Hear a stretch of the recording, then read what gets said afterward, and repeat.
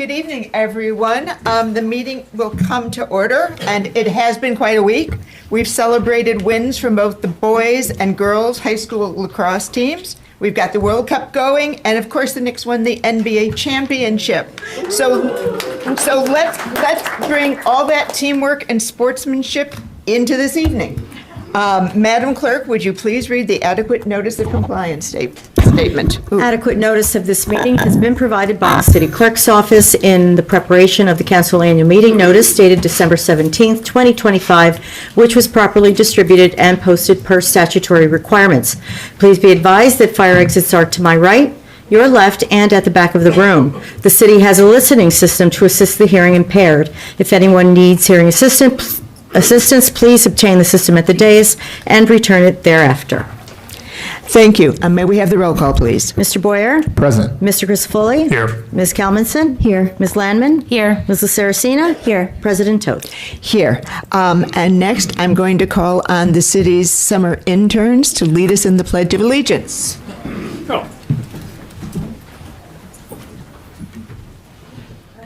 I pledge allegiance to the flag of the United States of America and to the republic for which it stands, one nation, under God, indivisible, with liberty and justice for all. Okay. Madam Clerk, would you please read the notices regarding closed session and hearings and comments? A closed session meeting is authorized by state statute, was announced and held prior to the start of this meeting, and the known items for discussion were listed on the published closed session agenda. Please be advised that council meetings are broadcast live on Comcast channels 34 and 36 and Verizon channel 30, and rebroadcast on Thursdays and Saturdays on HGTV on Comcast 36 and Verizon 33. When invited to speak, please come to the lectern, clearly state your name and address, spell your last name, and speak into the podium microphone so that your comments can be understood by all and properly recorded. Whenever an audience or council member reads from a prepared statement, please give or email a copy to the city clerk's office at cityclerk@cityofsummit.org. To help facilitate an orderly meeting and to permit all to be heard, please limit your comments to no more than 3 minutes. Unless you are using an electronic device to follow the meeting agenda or need it for professional emergency contact purposes, please turn it off. Thank you. Thank you. I'm going to expand a bit on the city clerk's note about hearings and comments. This will facilitate a smoother process, particularly for those watching remotely. If you're seated in one of the first 2 rows, please remain silent while you're sitting down. Anything you say can be picked up by the recording microphones and make it difficult to hear the official proceedings. The 3-minute limit on public comments corresponds to a bit less than a single printed page. If you're leaving written remarks, please put your name on them and place them in the box near the lectern when you're done. With that, let's move on to the city's business. We are going to hold off on approval of the June 3rd minutes until our July 7th meeting. So we'll go directly to our mayor for her report. Thank you. Good evening, everyone. Thank you for being here tonight. So last week I had the honor of speaking at the DARE graduation ceremony. It was really fun to see the 5th grade students and so many of their families in attendance to celebrate this wonderful achievement. Our police officers do a tremendous job leading this program every year and teaching students important life lessons that they will be able to carry with them into middle school and beyond. We also celebrated at the annual DARE pool party earlier this month at the Summit Family Aquatic Center with our students and several members of our police department and some hot dogs from the PAL. I want to wish all of our DARE students a heartfelt congratulations and best wishes for their next chapter in middle school. I'm sorry that I was unable to attend the Pride celebration on Sunday due to a family wedding. I heard it was great, and I wanted to thank DCP for putting together yet another fabulous community event. Speaking of fabulous community events, a reminder that our 2-part Juneteenth celebration is this weekend with a flag raising on the Village Green this Friday, June 19th at 3 p.m. and a pool party celebration at the Summit Family Aquatic Center on Saturday, June 20th from 12 p.m. to 5 p.m., which will feature food trucks, children's activities, music and entertainment, and another flag raising ceremony. You do not need a pool membership to attend or swim at this event, and I hope to see you there.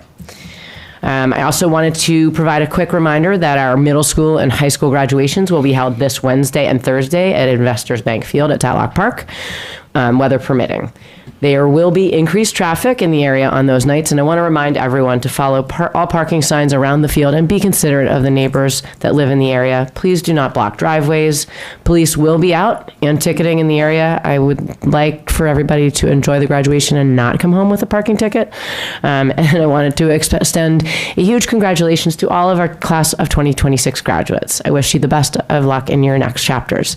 And lastly, I just heard, I know Council President mentioned both the girls and boys lacrosse teams won the county, there's their state titles, but their Curse Cup was the semifinal game was tonight. It just ended shortly ago, and the boys won pretty handily. So that was a semifinal. So they will play against Del Barton on Thursday. So good luck to them.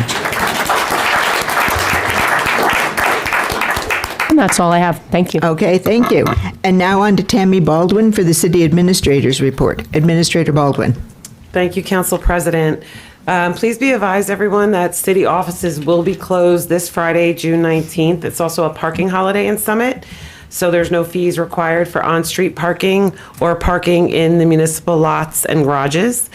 Trash and recycling collections are not affected, so everything will remain the same there.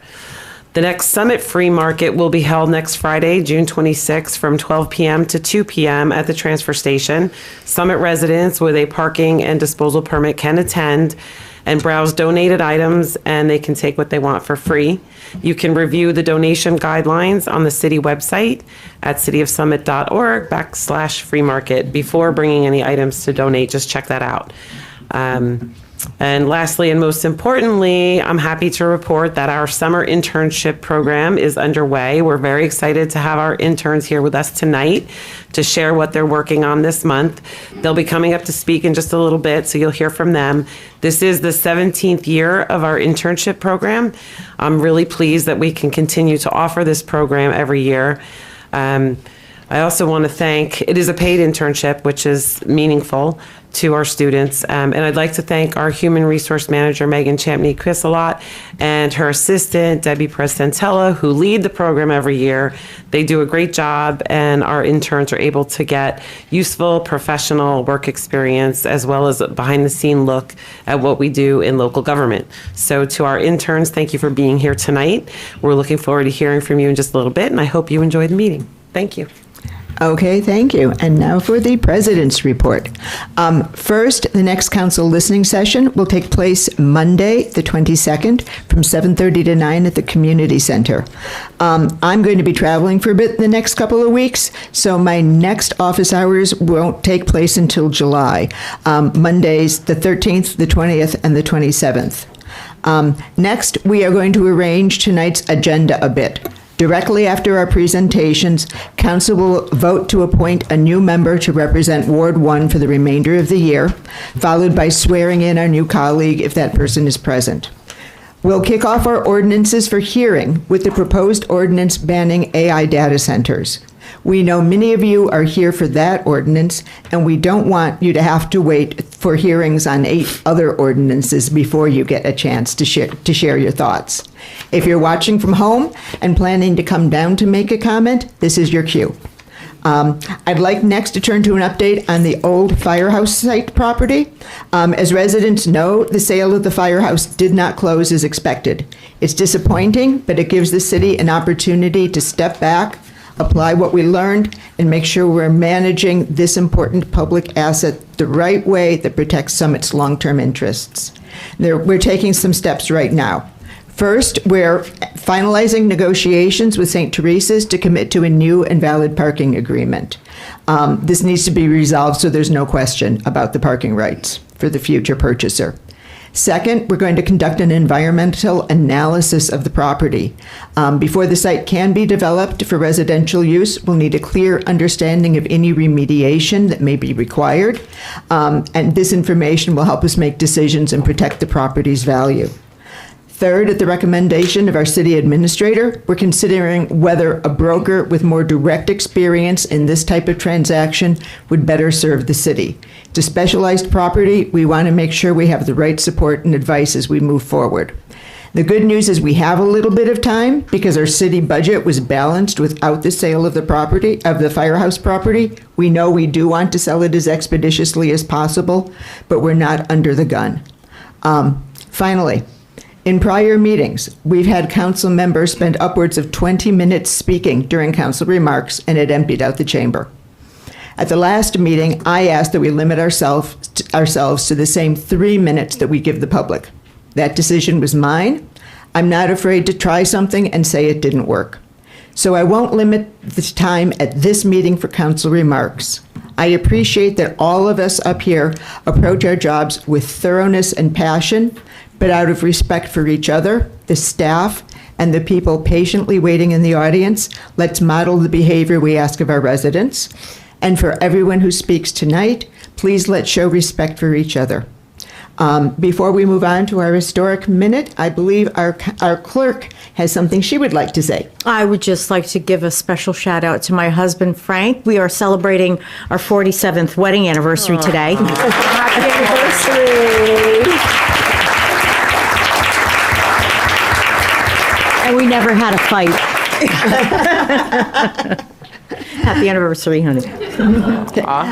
Thank you. Let's move on to our historic minute. Councilmember Landman. Thank you, Council President. Tonight, I would like to welcome Enrique Guzzardi to present the historical minute. Come on up. Enrique is a recent Summit High School grad, an ally to the LGBTQ plus community, and someone who impressed many of us when he spoke at Council last year. We're happy to have him back tonight to talk about the history of Pride. Over to you, Enrique. All right.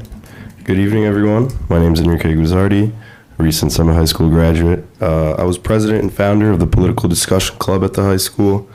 I was also one of 5 captains of the high school football team, and now I am a student athlete at Franklin and Marshall College, studying government and international affairs. So this past weekend, Summit held its annual Pride event on Village Green in honor of Pride Month.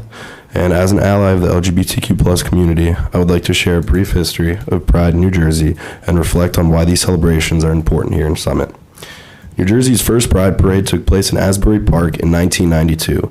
It was inspired by change to the state's law against discrimination, which had been amended to include protections based on sexual orientation. Asbury Park was chosen because of its long-standing reputation as a very welcoming and safe space for LGBTQ plus community members. Approximately 1,500 people attended that first Jersey Pride celebration. And in the years that followed, Pride events began to spread throughout New Jersey, though not without challenges. In 2001, residents of Jersey City organized an LGBTQ plus Pride Festival after being denied a city grant. Despite the lack of official support, they moved forward and celebrated their community. In 2005, the Newark Pride Festival was founded in the wake of the tragic murder of Sakia Gunn, a young lesbian who was targeted because of her sexual orientation. Her death became a catalyst for organizing, advocacy, and greater visibility within the LGBTQ plus community. Throughout the 2010s, Pride celebrations served not only as opportunities to gather and celebrate, but also as platforms for advocacy. Communities across New Jersey rallied across historic milestones, including the repeal of Don't Ask, Don't Tell in 2010, and the achievement of marriage equality in New Jersey in 2013. Pride came to our area in 2018 when the Summit YMCA hosted a Pride event at Columbia Park in Berkeley Heights. The following year, on June 7, 2019, Summit held its first city-sponsored LGBTQ plus Pride celebration on the Village Green. So why do we celebrate Pride here in Summit? First, Pride promotes visibility and representation. By bringing LGBTQ plus people, allies, and issues into the public sphere, Pride helps challenge stereotypes and encourages greater understanding and acceptance into our community. Second, Pride strengthens community support. These events create space, safe space, and inclusive spaces where people, especially Summit's young people, can connect with others, find support, and express themselves authentically. Third, Pride remains a powerful form of activism and advocacy. It highlights ongoing challenges, raises awareness of discrimination, and builds support for equal rights and legal protections. And finally, Pride serves as an important act of historical remembrance. It honors those who came before us, and it recognizes the struggles that have shaped the movement. And it celebrates the resilience of the Summit community that has fought for dignity, equality, and recognition. As Pride in New Jersey continues to grow with dozens of celebrations taking place throughout the state this month, it is also important to recognize that challenges still remain. Legislative efforts targeting LGBTQ+ individuals continue to emerge across the country, reminding us that progress should never be taken for granted. From its activist roots to today's celebrations, Pride has played a vital role in not only advancing visibility, acceptance, and equal rights throughout our state, but serving to be a beacon of hope, solidarity, and inclusion for all marginalized peoples of the world. Thank you to the Summit community and others for working together to build a more welcoming, equitable, and compassionate Summit for all. Thank you. Thank you.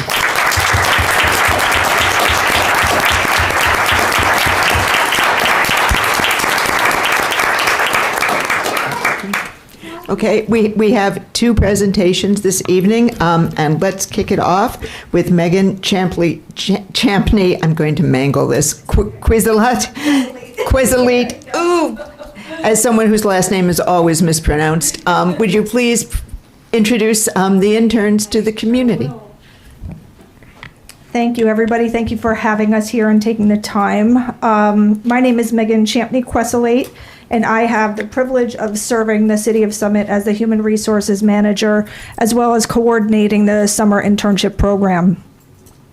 Before introducing this year's interns, I would like to thank the department heads who have welcomed our interns into their departments, and they have provided meaningful learning opportunities and opportunities for these young people to grow and learn more about government.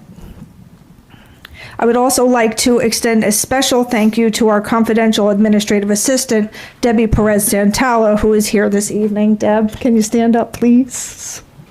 This is Debbie. Debbie's dedication, hard work, and unwavering support are instrumental in ensuring that everything within administration and human resources, including this internship program, run as smoothly and as successfully as possible. This year, we received a record number of applications, approximately 40, which speaks to the growing interest in our program and the value students place on public service. While we had fewer internship opportunities available this year, we remain grateful to everyone who applied and who are hopeful, and we are looking to expand opportunities again in the future, specifically within the communications field. Over the past 2 weeks, our interns have immersed themselves in the workings of local government through meaningful projects, meetings with department heads, tours of our municipal facilities, attendance at tonight's Common Council meeting, and an upcoming ride along with the Summit Police Department. I think that's what they're most excited about, actually. Our goal is to provide them with a broad understanding of the many people and departments that work together to make Summit the exceptional place that it is. It is my pleasure to introduce the City of Summit's 2026 summer interns. Matthew Krunfuzz and Ava Shannon are applying their talents to projects within the Department of Community Programs. Kayla Peng, our first rising college freshman out of Kent Place School, is working within the Department of Community Services, specifically in the Land Use Division. And Samuel Story is contributing to several important projects within the Human Resources Department. Please join me in extending a warm welcome as they come forward to introduce themselves and provide a brief overview of the good work they're doing this summer.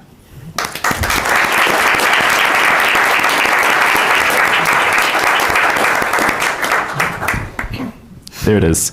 Good evening. My name is Matthew Krunfuzz. I'm a rising sophomore at Purdue University, majoring in marketing and economics. And this summer I'm working with the Department of Community Programs to sort of see how marketing can improve turnout for community programs and events. So one of the main things I've been doing is kind of analyzing registration data and social media data and email campaign data to try and see how marketing efforts impact attendance for community events and what can be done in marketing to increase turnout for these events. So that includes stuff like redesigning email campaigns and creating more short form content for the social media accounts and a lot of other fun stuff like that. I'd also like to say thank you to David Guida for being such a great mentor for this role. I've learned a lot and I'm very grateful for this experience.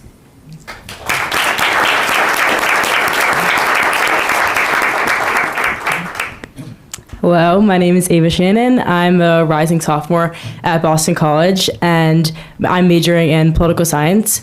I'm working in the Department of Community Programs this summer with David Guida, and my main job these past 2 weeks has been to get sponsorships for the community events that run each summer, like the 4th of July celebration and the concert series and movie series and National Night Out.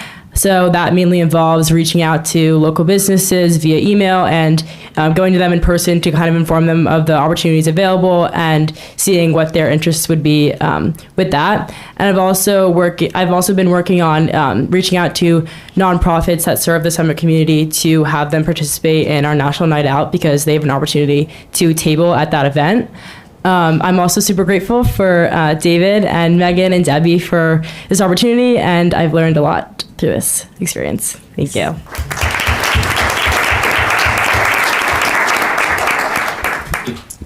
Good evening, Council. My name is Kayla Pang, and I'm a rising freshman at Duke University, hoping to major in public policy. I'm very grateful to be interning for the city's land use division and working under the awesome mentorship of Augusto. And recently, I've been working on a report on the city's next city tree replanting cycles, focusing specifically on how to mitigate the urban heat island effect in Summit. I've drafted some recommendations for the city's potential setback planting program and the city tree landmark program. And recently, I've just been going around street to Summit to check for removals and plantings of new trees, just to keep our city tree database completely up to date. I'm really grateful for this experience, and thank you all for all that you do for Summit.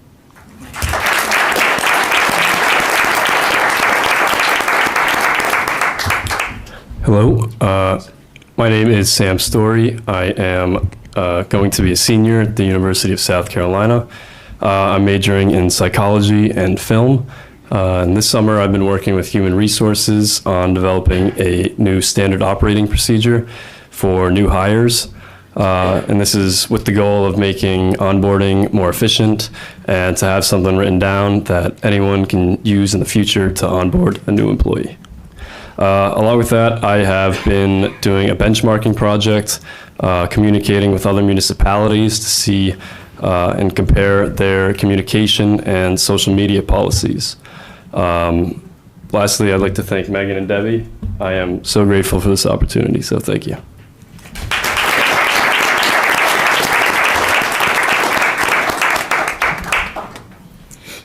I'm so sorry. I did forget to mention that there is one other person in this room, Emily Griffith, who is behind the camera back there, but she was our intern last year, and we are so happy to have her here tonight. So thanks, Em.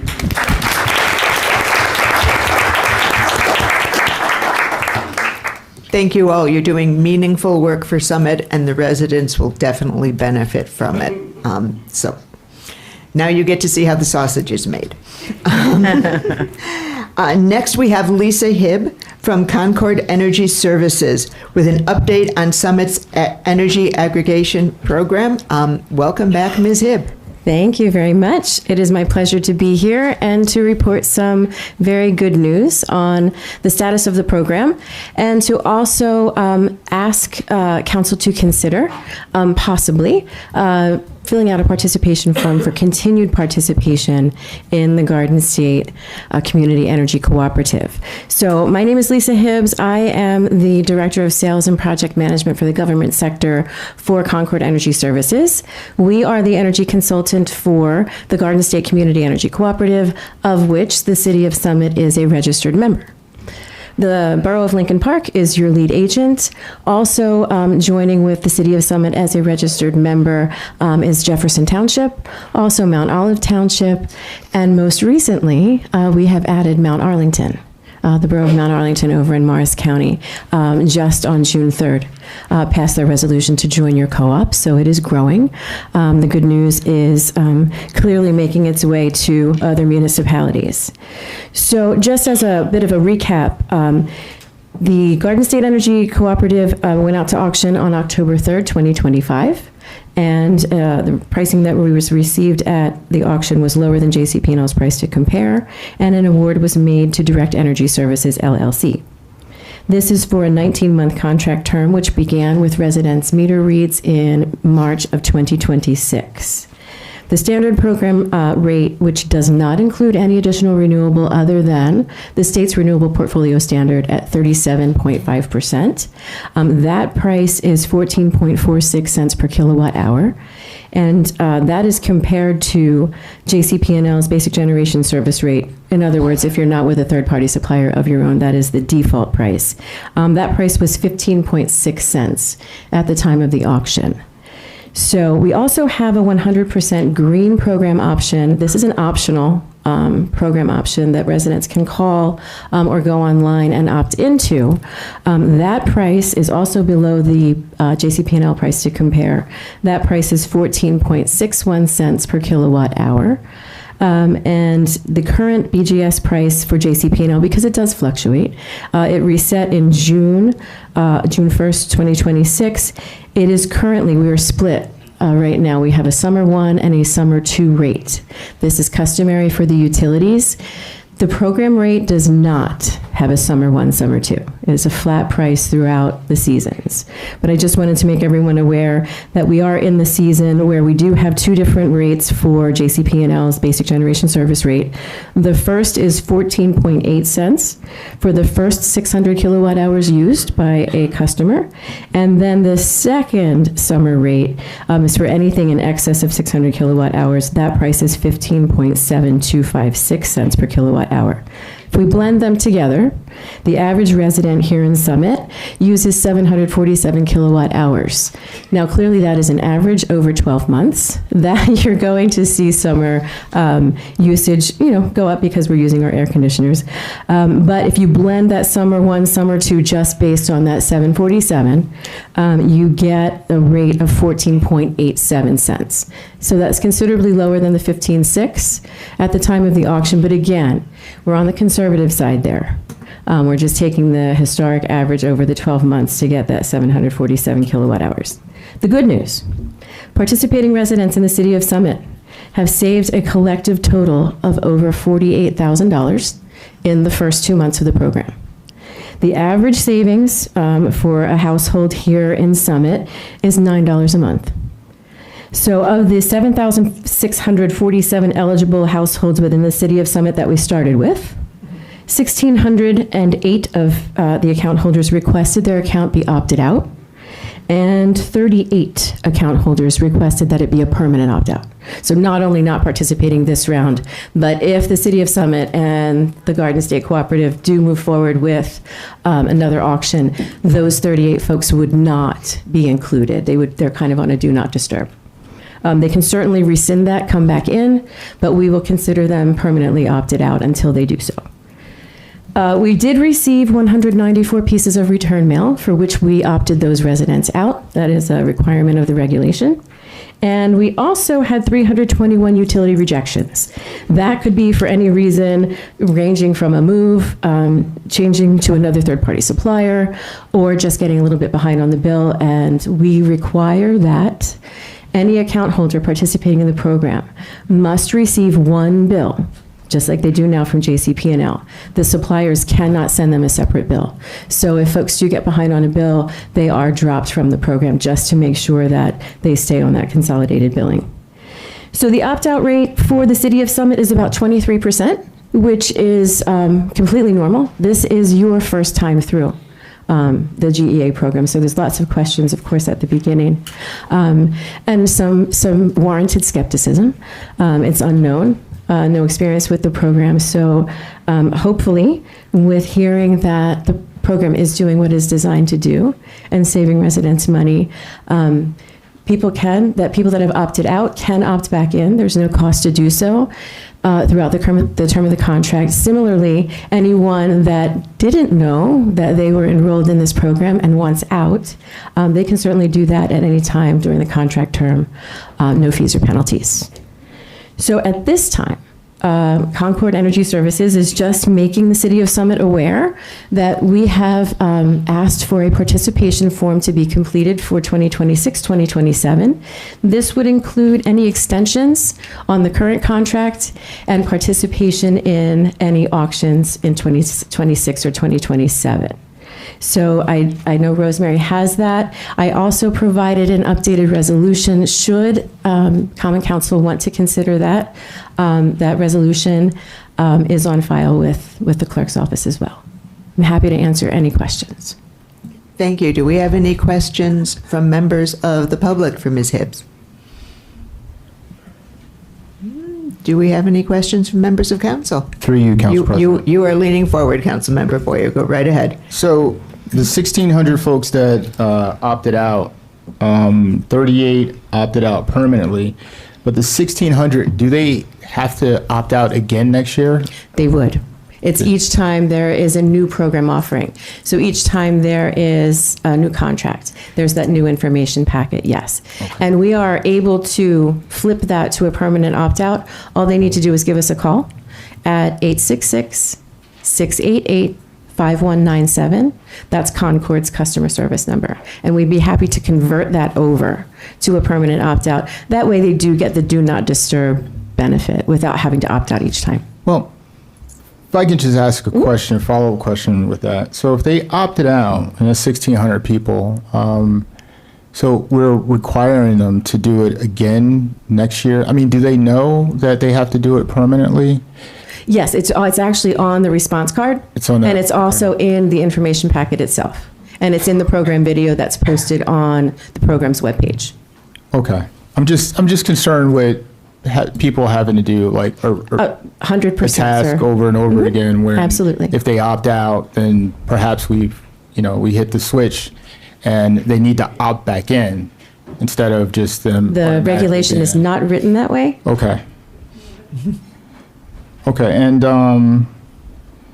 the other question I had, you said if you're not up to date on your bill, you're automatically opted out?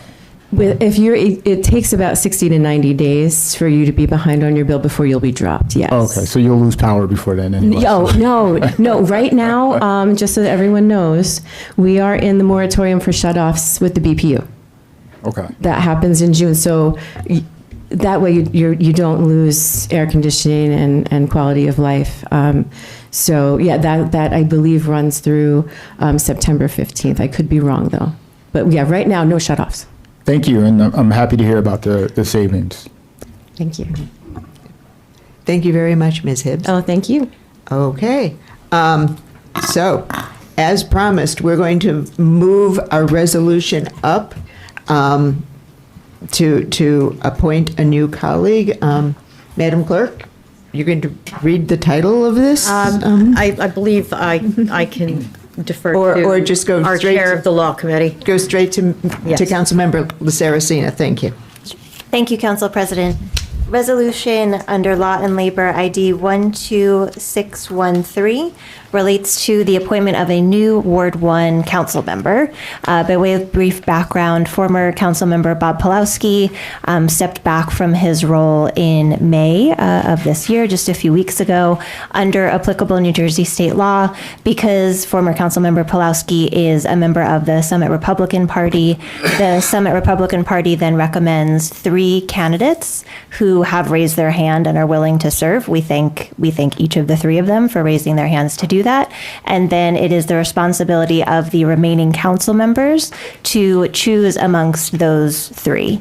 So we have evaluated the qualifications, the interests. We've had an opportunity to speak with the various candidates who were set forward. And so I'm very pleased to move on the resolution that we appoint Andrew Smith as our replacement council member for Ward 1. And I'll second that, absent having a second member of the Law and Labor Committee. Do we have any comments from members of the public on this resolution?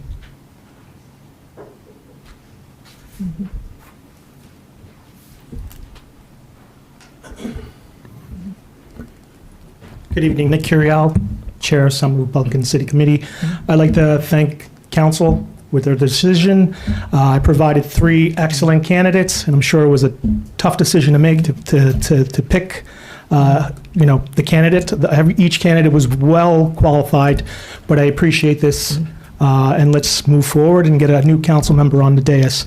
I'm sure you guys are all aware with Andrew's situation this evening. He couldn't make it. He had a health issue, but he'll be back next council meeting. So thank you. And thank you, Mr. Curial, for your making this such a smooth process for all of us. Okay. Any other comments from members of the public? Comments from members of council? Yes, Councilmember Laceracino. Thank you, Council President. I just again wanted to extend gratitude to each of the three candidates who raised their hand, and to Andrew in particular. Have had the chance to speak with him. He has a long history of service to Summit, both through sports community and in general. He's coming with a very sincere desire to just serve the community, and so I look forward to getting to work with him if we move forward and adopt this resolution. Yes, Councilmember Landman.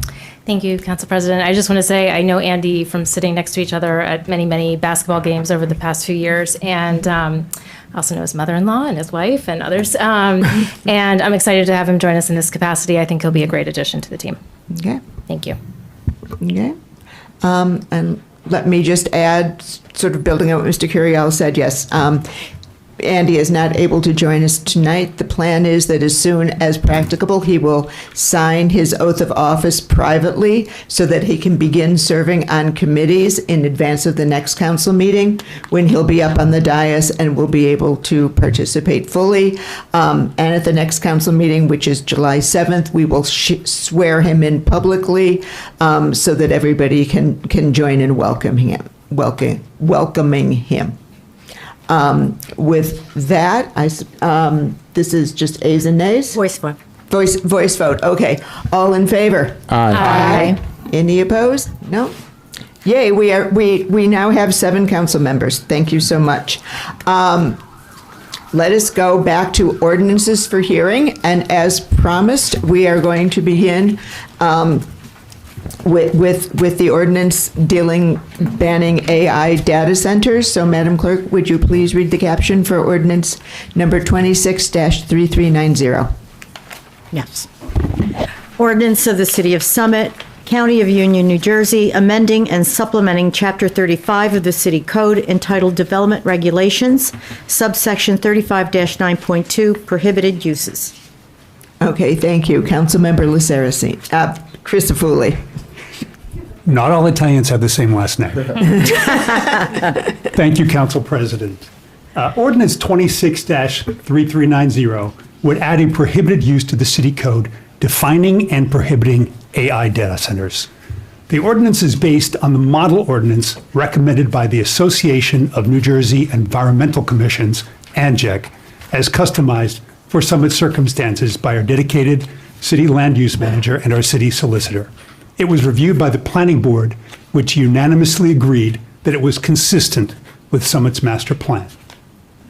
When I originally proposed this ordinance at the May 19th council meeting, I mentioned that the Bristol-Myers Squibb property on Upper Morris Avenue is in the process of being sold, and that although I'm not aware of any current proposals to build a data center, I wanted to protect Summit from this undesirable development. AI data centers can use enormous amounts of energy and water in a time of drought, among other negative effects. While the state of New Jersey is tightening rules on data centers, the federal government is relaxing their rules right now. I believe we should move quickly in this fast-evolving space. We should remember that the proposed ordinance is designed to work in tandem with the city's existing Development Regulations Ordinance, the DRO, which provides additional interlocking protections. I learned in my training as planning board member that whatever is not explicitly permitted by the DRO is prohibited. On June 8th, I participated in a council listening session where several residents mentioned the data center ordinance and suggested ways to improve it.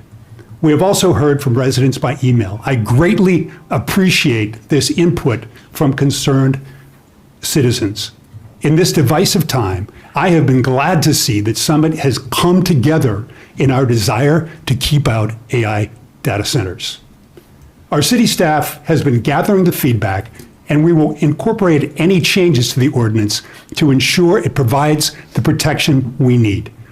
Please be aware that any changes to tonight's ordinance, beyond minor typographical changes, will need to be reviewed and cleared by the planning board once again. The planning board's next meeting is June 29th. Any revisions to the ordinance would then be considered by council in July. We have a binary choice tonight. Approve the ordinance as is, and potentially amend as needed in July, or leave Summit unprotected. I move to open the hearing. Second. Okay, and thank you. Members of the public, before we receive your input, we do have a couple of city professionals we'd like to have explain things. Perhaps this will answer some of the questions you have, and make this whole process move a little more smoothly. And so we'll begin with Augusto Damaso, our land use manager, who's got a presentation on land use and how this fits into it. There we are.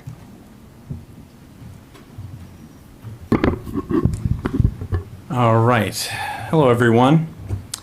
On that same note, I will say that many members of the community have been incredibly responsive, incisive, have reviewed every portion, provided tremendous feedback, and I hope that I can help settle some questions and avert fears and bring some light onto the ordinance, what it means and how it would be interpreted and how it impacts land uses now and in the future. So we're talking about prohibited uses, data centers. The structure of the ordinance itself is very simple. Section 35-9.2, prohibited uses, we're adding the new section E. AI data center facilities as defined herein are expressly prohibited in all zones. Now, that in itself is simple language, but the context of applicability is complex. And to fit Summit's needs with its existing land uses and prevent future developments that would negatively impact the community, we created the two definitions for AI data center and computer center. So why are the definitions important? These definitions serve to inform the zoning official and the Zoning Board of Adjustment on how they would consider the circumstances of a land use application, let's say a zoning permit, site plan application, or a D1 use variance, or variance applications in general within the city. Now, that interpretation primarily lies within the zoning officer's ability and exercising his role. So keep in mind that while there are many complex caveats of the ordinance, the zoning office is keeping a keen eye on all sorts of land use developments. And now these definitions are effectively split into three parts of every statement that comprise them, which identify the structure and the principal use, the technology as we identify it today and its various forms, and the impact on utilities that it can have.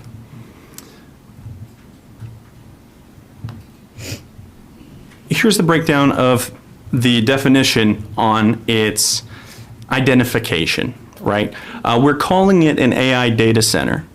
And that wording is to comprise everything that could fit into the definition. So as it's written, AI data centers, commonly known and is sometimes referred to as artificial intelligence data centers, internet data centers, or cloud data centers, importantly, and any and all functionally equivalent but differently named uses, structures, and facilities. Now, if they choose, so let's play out the example. If a developer were to try to name their development something else, this would give the zoning official the point to ask the question, well, is it really what they're saying what it is, or does it meet our definition? And that is incredibly important for interpretation of land uses and applications. So we're identifying, the first part, the structure and the use. And the language states, any building, structure, facility, or connected facilities where the principal use is the training, developing, storing, deploying, and other such uses for AI models at scale for offsite users, such as but not limited to. So what is this statement doing?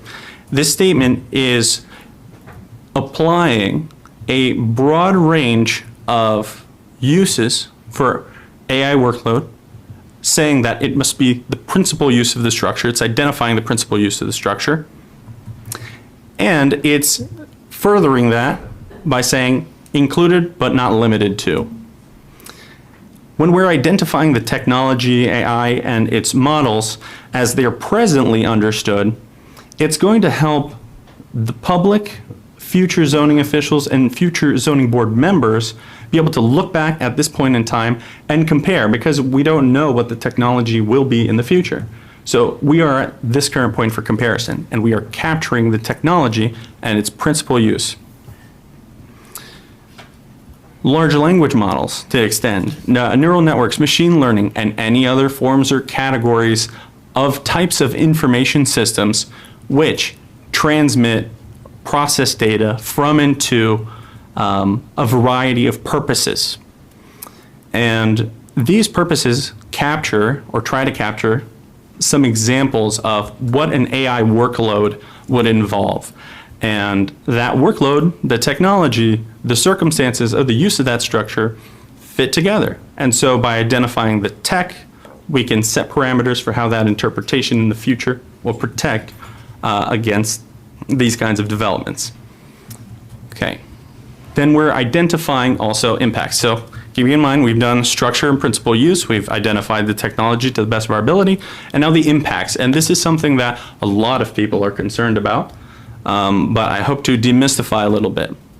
When we have the identification of the impacts, a use that meets the criteria stated herein and generates a total peak power load in excess of 20 megawatts or greater, or has a measurable and distinct impact on water utility consumption compared to other aggregate land uses, shall be considered an AI data center. Now, this statement is establishing the baseline for 20 megawatts, or a measurable and distinct impact on water utility consumption, because there's a relationship on how those things affect or are affected by present day data centers. So if a data center were to generate 20 megawatts or more or have a measurable impact on water utility, they would be automatically considered an AI data center per this ordinance. So you're probably asking, wait, what about everything else below 20 megawatts?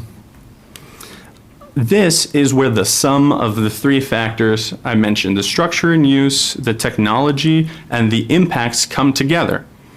So fundamentally, if any proposed land use were to fit these 3 points in summary, it is prohibited according to the ordinance, because that land use could be categorized as an AI data center. So if its principal use is training, developing, deploying, storing, or various categories of artificial intelligence systems that send or receive data, that's point one. If it meets at least one of the criteria I just mentioned, and others in the definition, and produces greater than 20 megawatts of peak power load, it's an AI data center. If it meets at least one criterion and has water consumption that exceeds other land uses, it's worded more complexly. It says in comparison to or aggregated land uses for water consumption. If it meets any one of these points, if a zoning official or a zoning board were to look at the application and compare the contents and say, well, it does meet these criteria stated herein, it would be a prohibited use. And that would be easy to identify. And so a great example came up. Someone mentioned that there is new technology out there for these kind of micro data centers where you take about a generator-sized unit, and people would hypothetically hook it up to their home's electrical, and they would be subsidized for that electrical connection by the AI company. If we were to take that, and we're not envisioning a hyperscale facility, if we looked at point number one, the principal use of that structure we would treat in the same fashion, such as an air conditioning unit or a generator, those being the most fitting, that would be the principal use of that structure, and it would be prohibited. So the scale in this context doesn't matter. These three catches consider all of the possible circumstances for what the city would call an AI data center. Now, here we go. And why is that important? Because there is a direct causal relationship of the technology today to energy and water utility consumption, right? Data centers right now are massive. They consume a lot of power. They need a lot of power. They consume a lot of water. And you must meet those things. If we're looking at the current circumstances, if anyone tried to put an AI data center in Summit, which I do not believe they would, they would need to meet those. They would need to meet that. They need a significant usable land area, superfluous electrical energy generation, and access to water infrastructure to meet that AI data center. However, if I were to tell you the things Summit does not have is significant usable land area, superfluous electrical energy generation, or access to water and infrastructure to meet AI data center demands. And I'm making this argument on the part where if we took anecdotal looks at other data center facilities across the United States, and as many people are referring to the one in Kenilworth and the many fears around that, it simply, to put it simply, it would not make sense to place it in a community like Summit. You know, where the data centers that we're seeing in New Jersey, for example, they're trying to locate them in towns that have a very large agricultural zone district because they have that open land and there's such little home density and power generation density located there that they're justifying adding the power load to those regions as opposed to more densely populated cities. Or at least that's what we've seen. But understanding that causal relationship, power, water, land area, is it probable in Summit? I do not believe so. We know what an AI data center isn't, and this statement is tossed into the definition, but it's an important one. In land use, especially dealing with board applications, permits, and the various types of code enforcement, applicants love to try to claim they're doing one thing and then do another. This is included here to say, if we're playing out the hypothetical example, a developer comes in and says, oh, I'm going to build a warehouse in this permitted zone, but it were to be identified in any area of that warehouse that they meet one of the criteria of the ordinance, the zoning officer would just recategorize that within the AI data center definition, therefore banning it, right? So we know it is not a warehouse. Continuing. Now this raises the question for the second definition, what about computer centers? Why did we create the definition? It currently exists in the PROD and PROD 2 sections of the DRO as an undefined term. Now, having an undefined term creates a lot of complexity for a zoning ordinance, and it is important that we do define it with a land use that is consistent to what presently exists within the city of Summit and in those zones. And so, as it's written, as it was written back then, there likely wasn't a vision, an understanding or acknowledgement that AI data centers or data centers would become what they are today. So reasonably, as you know, as a member of the zoning division, I would imagine that understanding simply didn't exist. So they wouldn't have thought to think about it. I don't think any of us would have imagined that AI tools and the circumstances of creating it would have reached this point today. So the proposed definition for computer center is made to fit what exists and maintain the status quo of those two zones currently in the city. And this definition helps protect from the loophole, like the warehouse example I just mentioned. If we had left computer center an undefined term and didn't capture what currently existed, a savvy developer could have tried to put a data center there, call it a computer center, and say they're entitled to it. But we are avoiding that by including this in the ordinance. So further protected from that egregious use.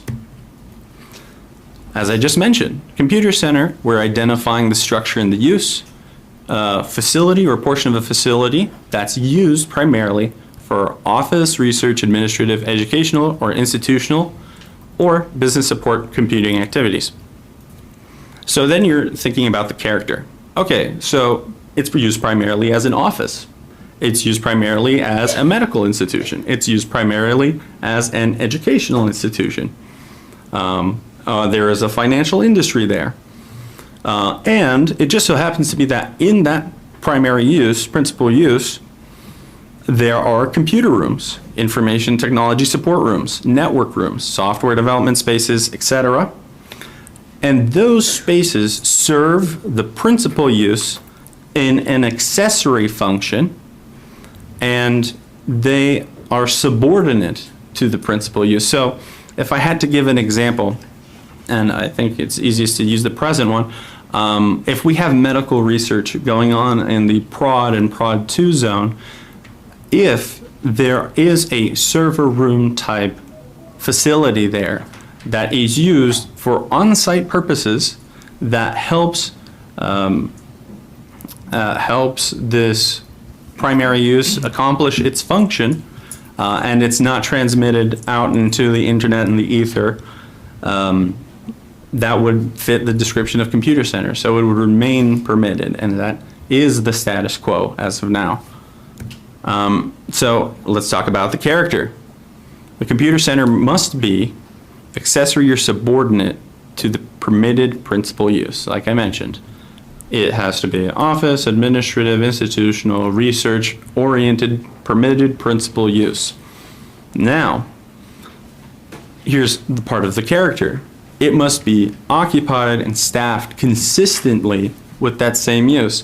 So when we're talking about it, you imagine a data center at scale. These are massive rows of high-density computing technology that are not staffed, that serve purely transmission purposes, AI workload processing purposes, and do not have a direct relationship with the people who work there on that principally permitted use. The computer center must have that. And this is where the tie-in to the AI data center comes in.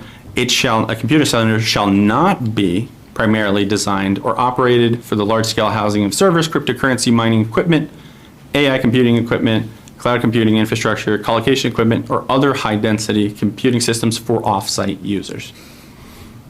This is where there's a connection to the AI data center definition in terms of the technology and its use. If someone were to claim that a computer center is meeting this category of the shall not be interpretation, it could be recategorized. It could be a violation, and it would be prohibited under the ordinance and called an AI data center. So we're protected on multiple fronts via both definitions, from closing loopholes on computer center and instituting those 3 points from the AI data center definition. So, is the city currently protected from all AI data centers in terms of the code? I would argue that yes. Actually, as it stands before the institution of this proposed ordinance, the Development Regulations Ordinance, Section 35-9.2, prohibited uses A, where a use is not specifically permitted in a zone district, it is prohibited. What that means is if a development application came in for some kind of AI data center and so on and so forth, it is already a prohibited use. They would have to file for D-variance relief and go to the zoning board and successfully complete the onslaught of public comment at the zoning board. But that would be a part of the process. And I also want to demystify one thing. There's a misconception that in passing ordinances like this across the state, this would prohibit someone from applying for a D1 use variance. These ordinances regardless of where we are, they don't prohibit a developer from applying for a variance. They just state specifically that the ordinance recognizes we do not want this use permitted. So that's an important distinction. And from that, the city's protected. So if it's already prohibited, why are we doing this? Precisely for this exercise now, this ordinance was crafted with our present day understanding of how the technology applies, our present understanding of the existing land use structures and facilities and application in Summit, and creating this definition today, regardless of whether it is amended or made more, let's say, strenuous in the future, it's important because it's going to inform the future generations of zoning officials, if they're not replaced by AI, and zoning board members of the same. So I hope you have enjoyed listening to my presentation. I put a lot of effort into it, and there's always a line of communication with the Land Use Division. Feel free to call if you have questions, concerns. A lot of these things came up from the comments that were provided by members of the public and members of council. So thank you, everyone. I hope that was helpful. Thank you. Okay, thank you, Mr. Del Mazzo. And I'm going to ask our city solicitor to provide her advice on the question of recusal. Yes, there was a question about whether one of the council members should recuse themselves from participation in the public hearing on this ordinance. And under the New Jersey local government ethics law, determinations regarding conflicts of interest are inherently personal to the individual and very fact sensitive. Any potential conflict depends entirely on that specific individual's circumstances and the matter before the exact matter before the governing body. Each situation is evaluated on a strict case-by-case basis to ensure legal compliance and maintain your trust. Based on the facts presented regarding a potential conflict here, my office has determined that there is no conflict of interest under the local government ethics law that would require recusal in this instance. The proposed ordinance is a general piece of legislation that applies to all properties in the city. There's no direct or indirect financial interest being impacted, and there's no direct or indirect personal relationship involved, so we don't have any issue here. Okay. Thank you very much. You've all been waiting so patiently. It's finally your turn. Because we have so many new faces, I just want to remind you of a couple of things. We do ask that you limit your comments to 3 minutes. And this is a comment part of the process. It's not a conversation. If you have questions, we typically gather them throughout the hearing and answer them at the end. If there is something that can be answered in a word or two, we may do that, but for the most part, if you have questions, we will address them at the end of the hearing. So, with that, please kick us off. Thank you. Hi, my name is Kelly Elko. I live on Waldron Avenue, 19-year Summit resident, and thank you for that information from council, but I do have some comments about this specifically. I am speaking tonight regarding the proposed AI data center ordinance and the future of the former Bristol-Myers Squibb campus. I would like to respectfully request that Councilwoman LaSaracina consider recusing herself from matters involving AI data center policy and any future deliberations specifically concerning the redevelopment of the Squibb property. Let me be clear, I am not alleging any wrongdoing, ethical violation, or improper conduct by Councilwoman LaSaracina. However, public trust in government depends not only on the absence of actual conflicts of interest, but also on avoiding circumstances that may create the appearance of a conflict or raise questions in the minds of residents. Residents are aware that CoreWeave has become one of the nation's largest AI infrastructure companies and a major participant in the rapidly growing AI data center industry. Residents are also aware that Ms. LaSaracina's husband serves in senior leadership at CoreWeave and is responsible for helping shape the company's strategy, growth, and position within the AI infrastructure market. At the same time, Summit is considering an ordinance specifically directed at AI data centers, while the future of one of the largest redevelopment opportunities in the city's history, the former SWIB campus, remains uncertain. Also, CoreWeave previously partnered with developers at the former Merck campus in Kenilworth to create a major AI infrastructure project. That project has become a prominent example of how former pharmaceutical campuses can be transformed into AI data centers. I have no idea if CoreWeave is pursuing the Bristol-Myers Squibb property, and I'm not suggesting that Ms. LaSaracina has acted improperly, but my concern is one of public confidence, which has eroded over the years, as we all know. When decisions involve an industry in which a close family member holds a senior executive role, reasonable people may question whether those decisions are entirely free from outside influence, even when no such influence exists. For that reason, I believe recusal would both protect Councilwoman LaSaracina and the City of Summit from unnecessary controversy. Recusal would allow the public to have complete confidence that decisions regarding AI data center policy and the future of the SWIB property are being made without even the appearance of a potential conflict. I respectfully ask Councilwoman LaSaracina to consider whether recusal would be appropriate in order to preserve that trust. Thank you. And I also just want to say that I emailed all of you with my opposition to the data center and with my suggestions on how we could rewrite it, and only Ms. Toth replied to me. So I thank you for that. But if the others could have given me the same consideration, I would have really appreciated that. Thank you for your comments.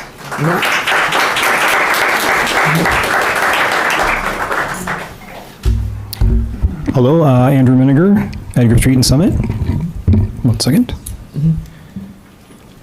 Sorry, is this counting against my time? I'm cleaning the glasses really quickly. I'm not counting your time. No, not at all. $5 Home Depot, by the way, Chief.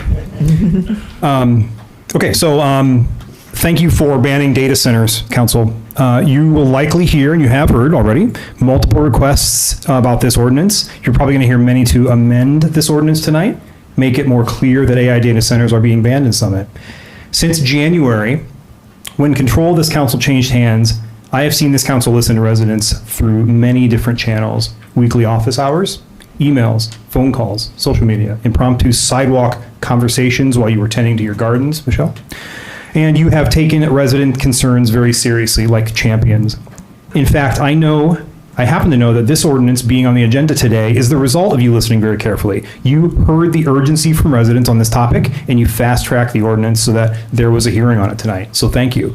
You are balancing the needs of many different people from many different viewpoints, and that is commendable.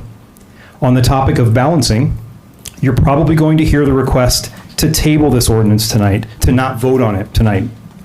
Councilmember Chris Foley, I was glad to hear what you said about that when you started it. In my opinion, it is better to first pass this ban on AI data centers before making any changes, for many reasons, including that the planning board already voted, like you mentioned, that it is consistent with the master plan. But also because of the good work I have seen from this council so far this year, you will listen to this community, and if needed, you will make this AI data center ban even better in the weeks to come. We trust you to do that. Thank you. Thank you.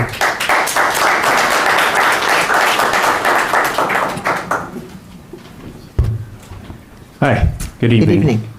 Can I start? Yeah, Hi. go right ahead. So my name is John Hung. I live at 223 Kent Place Boulevard. I work in AI data infrastructure for one of the tech companies that build and train today's largest AI models. So because these data centers are highly restricted and tightly secured, very few people ever see the inside of them. I'm one of them, and through my work, I have been granted access to visit these sites multiple times. I know firsthand how this infrastructure operates, and I also happen to live right behind BMS. I'm here to speak tonight because this ordinance, I'm telling you that it is not robust enough, and we need to reconsider this. So while I support the goal of keeping data centers out of Summit, this ordinance relies on overly simplistic criteria that creates dangerous loopholes. We shouldn't be trying to regulate this with arbitrary numbers or engineering triggers. We need a complete, more robust ban on this.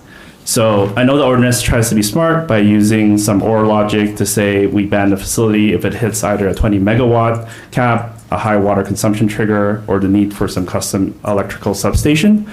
But as an AI infrastructure expert, I can tell you that modern tech easily bypasses all of these safeguards.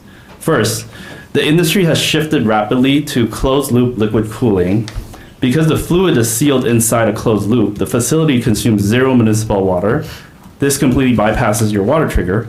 But the reality is that in anyone's backyard close to these data centers, the intense heat still needs to go somewhere and get rejected into the environment, and they can only rely on high-powered external radiator fans to do that.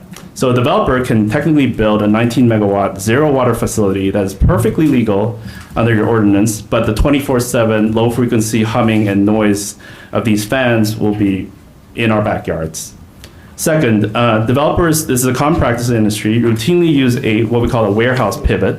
Because data centers are just concrete shells, a developer can apply for permitted use, like a fulfillment warehouse. Once they're built, they can quietly fill the interior with ultra-dense next-generation server racks and still satisfy your criteria. The gamble they're making here is that our city does not have the technical resources and to audit and understand the interior layout of whether this is really training AI or serving it. And I will tell you, that regards to the computer center comment, I've been to these places. They have business support functions. We even have cooking staff serving free food to engineers there. These are fully staffed facilities that act as offices as well. And so the last thing I want to say is that we are building this ordinance based on current understanding, but the industry is highly unpredictable. Within just a span of 2 years, the tech sector had gone from traditional structures to having makeshift tents to power data centers on land. And now we're talking about building data centers in space. Okay. So because of the intense flexibility and creativity, we need to really assess this and not rush through this ordinance. It appears that you've prepared this in writing. If you could share it in writing with us, we'd much appreciate that.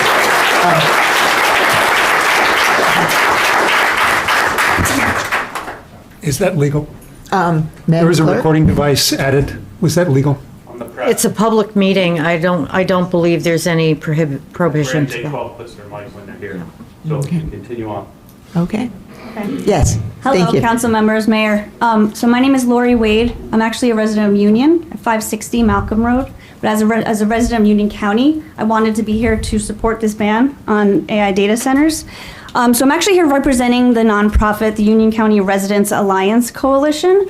So we're very passionate about preserving the future of Union County and not having these AI data centers here. We can talk ad nauseum about what they do, why they're harmful, what they could do to the environment, our health. The gentleman before me kind of said half the stuff I was going to say. So, but I wanted to first focus on your transparency. So thank you so much for your FAQ that was online, for making it so publicized. Look at all these people here who your residents knew that this was happening. We were here, people of Union County were here to voice our concerns and ask questions.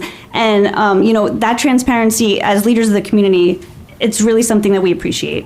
You guys bear a responsibility to the residents to notify us of this before it happens, the ordinances, and not to have things happen that don't seem like it's an AI data center, as the gentleman just said, building something that then gets converted into one. Or, so CoreWeave, for example, they're building an AI data center in Kenilworth. It's right across the street, literally right across the street from Union. But Union didn't, there was no talking there. Also, they have plans for 2 more AI data centers. So the one that's got the approval is being built right now, but they're now trying to approve 2 more. And we don't feel there's the transparency with the Kenilworth Town Council. So I really want to thank you in Summit. You guys really did a service to the community here in Union County. I also appreciate the delineation between a AI data center and a computer center. We also, at the coalition, could use your help in getting the information out to the Summit residents, as residents of Union County, that this is happening all over the county. There's lots of talk. Union just passed an ordinance to ban AI data centers at their last council meeting. And we also recognize that big tech wants New Jersey to be top 5 in AI infrastructure. There's tons of pressure on townships and counties. There's a lot of pressure to acquiesce to this construction of these data centers within your borders. And the pressure from big tech, they have tons of money, tons of power, tons of influence. So we appreciate putting the residents first. And we want to show gratitude to the council for hearing us out, prioritizing the health and of the people and the environment in Union County and all across our beautiful Garden State. We're the Garden State for a reason, so we want to preserve the environment. And this may feel like a small thing, but it has a ripple effect. So, Ms. Mayor, at the coalition, we'd love if you shared this rationale for the ban with the New Jersey Mayor's meeting. Hopefully you can encourage other towns to follow suit in putting affordability and health above big tech and profits. Thank you for your time. Thank you very much. Good evening, Delia Hamlet. Thank you, Irene Loschert, for letting me borrow your readers tonight. Good evening. I want to speak directly. I'm going to speak quickly. I know we only have 3 minutes, which I understand. I want to speak directly to the misconception that this ordinance is safe because it only applies above a 90 megawatt threshold. Everyone is being guided by the size of the megawatts, but that is not the only issue residents experience on the ground. For the last 3 years, I've been boots on the ground with the residents down near the BMS facility multiple times over the years. I was there again last night with the neighbors. This is not theoretical to them. The data center component there is roughly 11,000 square feet. You can ask the residents up and down the street. There is a constant mechanical hum. It's simply a fact. There are backup alarms, which we recently got solved over the last year. There is noise that residents are living with every day. And that is the white elephant in this room. The ordinance as written largely ignores the very reason many neighbors are here tonight that know nothing about megawatts. Residents are not here because they are studying megawatt thresholds.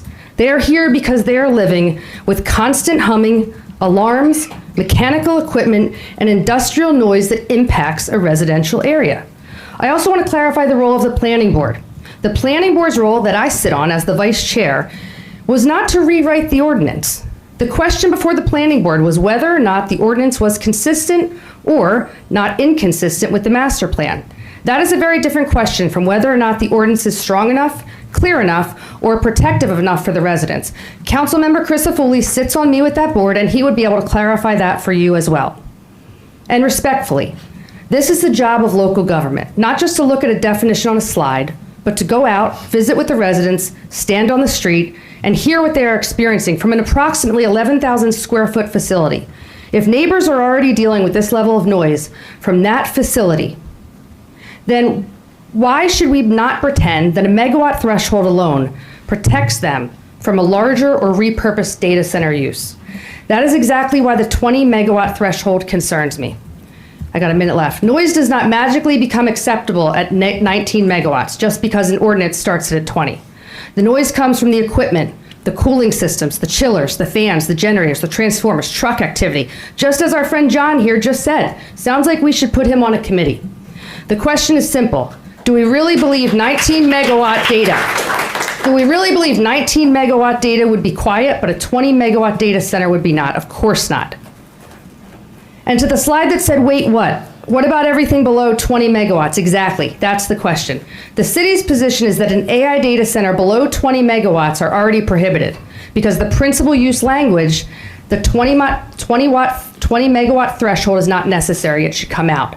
Leaving that number in the ordinance creates confusion, tells the residents one thing, but gives a developer another thing to argue. It gives future applicants, attorneys, and boards a number of things to fight over. If the intent is a true ban, then say that. Ban the use. Thank you.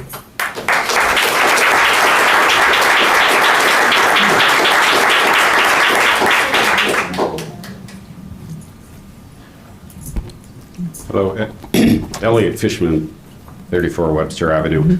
I'm one of the residents in the neighborhood behind BMS, and I'm one of the 200 residents who signed the petition, and one of the 40 residents who teamed up with former Mayor Nora Radist and Delia Hamlet to fight the noise at BMS. So I'm standing at this lectern to underscore how grave and how serious noise from BMS presently is. And to amplify what Delia just said, that is the white elephant in the room here.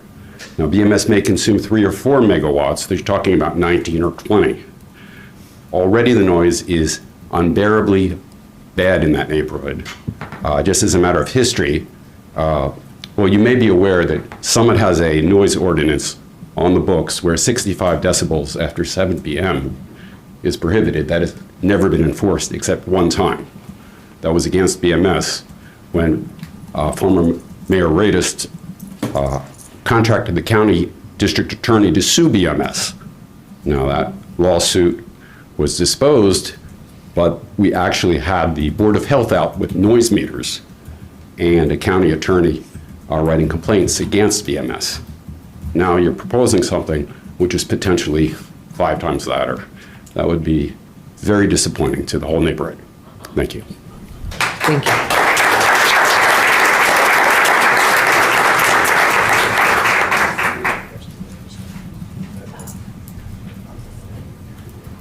My name is Eric Moberg. Thank you, Mayor, Council President, Council. I am strongly in support of the most stringent language written into the AI data center ban.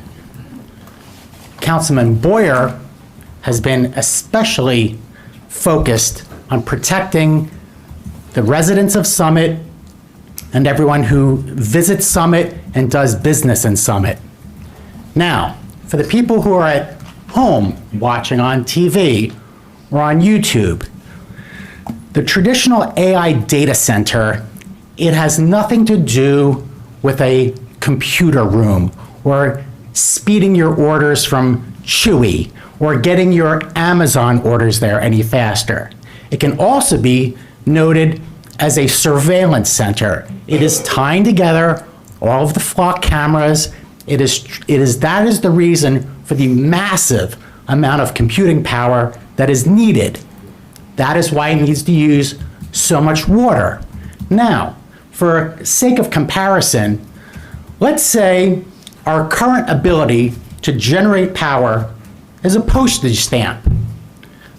A traditional computer room is insignificant, but an AI data center would be equivalent to a large ballroom table or a massive dining room table. Where is that power coming from? What are you doing with all the heat? And as far as the hum, it never, ever stops. You will hear it 24/7, 365, including Thanksgiving and Christmas and New Year's and Easter, and it won't stop. I urge the council to strike all the megawatt language, make it very clear, very plain, and ban them all. Thank you.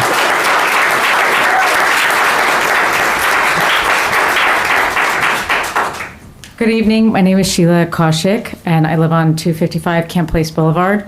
I will share my time with my son Rohan, who will also have a few comments. I just have a few very quick comments. It's my first time coming before this council and first time speaking on any matters regarding the city of Summit. But this felt like a very important one, and I certainly echo, I think, every single comment made by the other residents.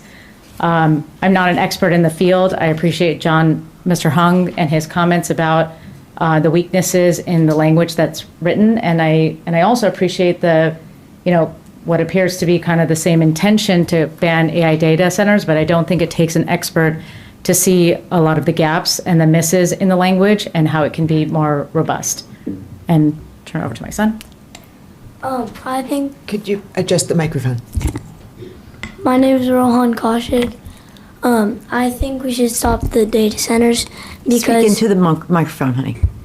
I think we should stop the data centers because it uses a lot of water, and maybe we could use the water for something else. There's also the environmental concerns. It might destroy a lot of the environment, and the noise will be very annoying, a lot. Thank you very much.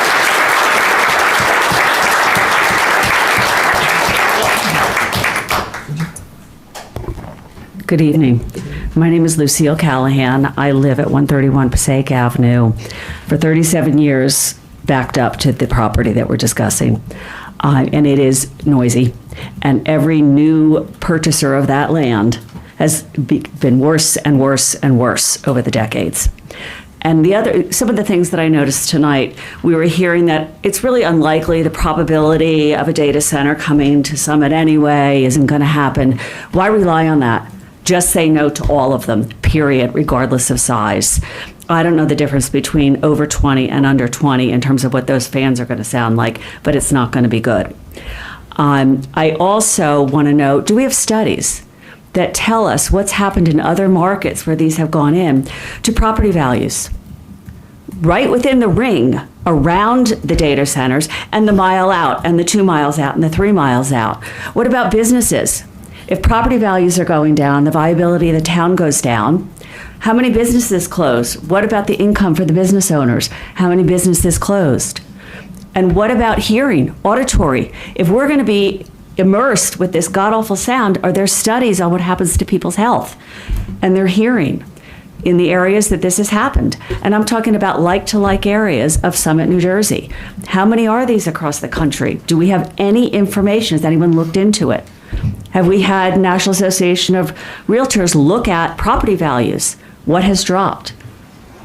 What hasn't? Has it gone up maybe? Maybe it's a good thing. I don't know. But we need that information. So until we have that information, we need to restrict these data centers coming in and do it quickly, and it needs to prohibit all, regardless of the megawatts. Thank you.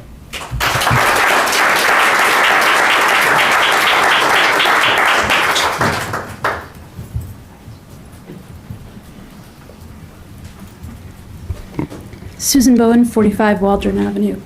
I am a lifetime Summit resident, and one thing I know about all of us, there's a reason we live here. And the reason we live here is because we're really good at what we do. And so we get to have nice houses, and that's a great thing. And I've known very, very brilliant people here in Summit.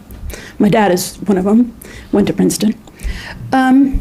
You know what really, really bright people do? They realize they're not experts. They find the right expert. Why haven't we found Mr. Hung? You guys are very good at what you do, but you don't know about this. You just don't, because it's not what you do for a living, right? And let me tell you 2 other things I saw. One of them is my other house is at Lake Opatcong. And Lake Opatcong has very fulsome rules about the noise ordinance, right? And yet, there are huge boats on Lake Opatcong every day that are way above the noise ordinance. You know why? It wasn't well drafted. And so what happens is you say, well, there's a problem with this boat. And they say, well, we don't have a way to test it. And the way we test it is when the boat is idling at the dock. That's not when the boat is loud. That's why you need experts to say, in 5 years, this isn't about water, but it is about something else. I don't know, but you guys don't either. Trust the real experts. Remember why you're here. Remember what you do when you have a complicated problem. You go to an expert. You go to not necessarily a smart person, although you really want a smart person, but you want an expert. Why isn't there anything in this about noise? Is that our problem? Is that going to be our problem in 5 years? Probably. So why aren't we thinking about it? The other thing I think, and I see I have 41 seconds. Remember my thing about the boats at Lake Opatcong. The only way you're going to find out about water usage is after this is built. And you know what? You're not a water utility, right? You don't have the ability to audit how many gallons of water are going to be used. So why does it matter? Why aren't you waiting until you understand? You talk to somebody like Mr. Hung. You ask Mr. Hung, who's the best guy who knows about that? And you talk to that guy. That guy may not know how to cook a turkey. He might be very smart, right? You wouldn't trust him to cook cook a turkey, but you would trust him to talk about data centers, and that's what you're not doing. So that's what I think. Thank you.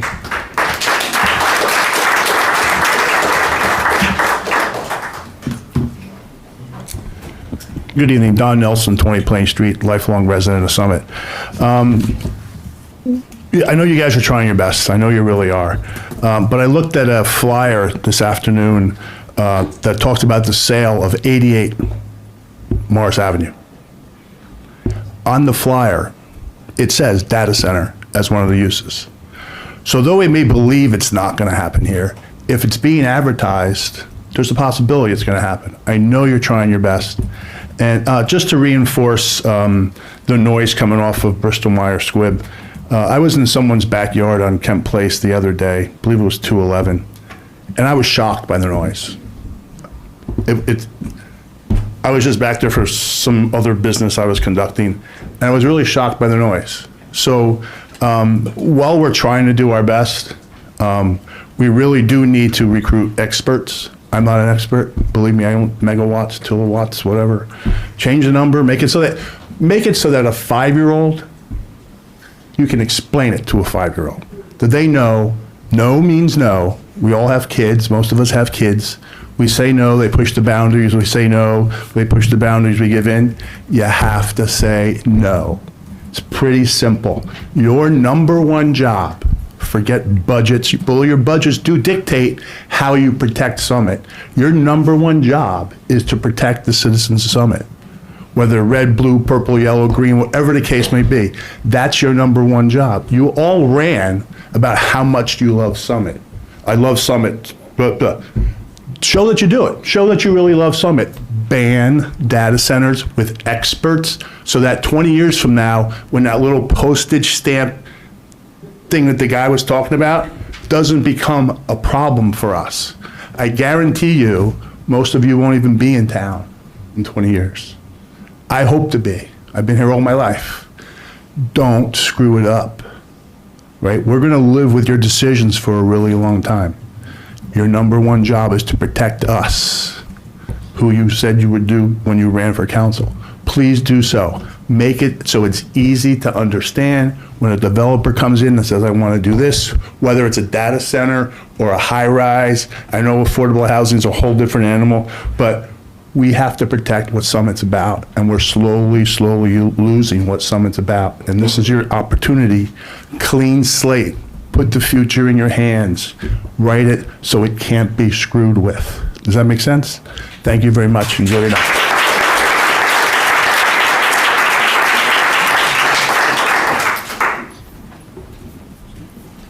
Hi, my name is Irene Loshirt, 14 Lenox Road.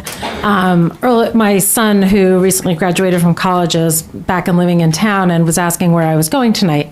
So I gave him a brief overview of why I was going, who's on council, who believes what, where they stand, and he did a quick search about AI data centers, and he said, 19 megawatts. I mean, it says that could be as big as a Walmart supercenter, which is not really small. And he said, and I said, well, there are these people who are okay with the ordinance the way it's written, and then there are 2 people on the council who are are for a complete ban of AI data centers. And he said, shouldn't everyone on the council be against that? And I said, yeah, you would think that everyone on the council would want to ban any sort of AI data center. The other thing I wanted to ask was that Council President Toth had made it seem that we should pass this ordinance, or you should pass this ordinance, and that we can amend it down the line pretty easily and finesse it. My question is, why not go for the outright ban to begin with, and then finesse it? That way there's no question, right? There's no loopholes to get through. If you ban it outright and then you feel like you need to work it a little bit and rewrite it and see maybe it's a little too restrictive because, I don't know, a school needs a computer center or something like that, you can work backwards. That's all I wanted to say. I am strongly against the ordinance as it stands right now.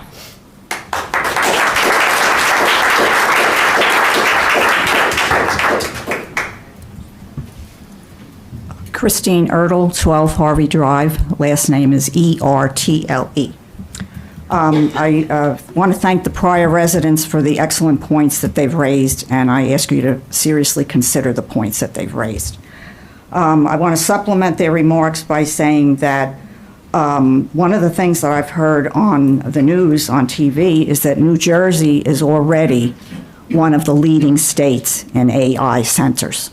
So when I heard that fact or that comment on the TV, I was concerned about that.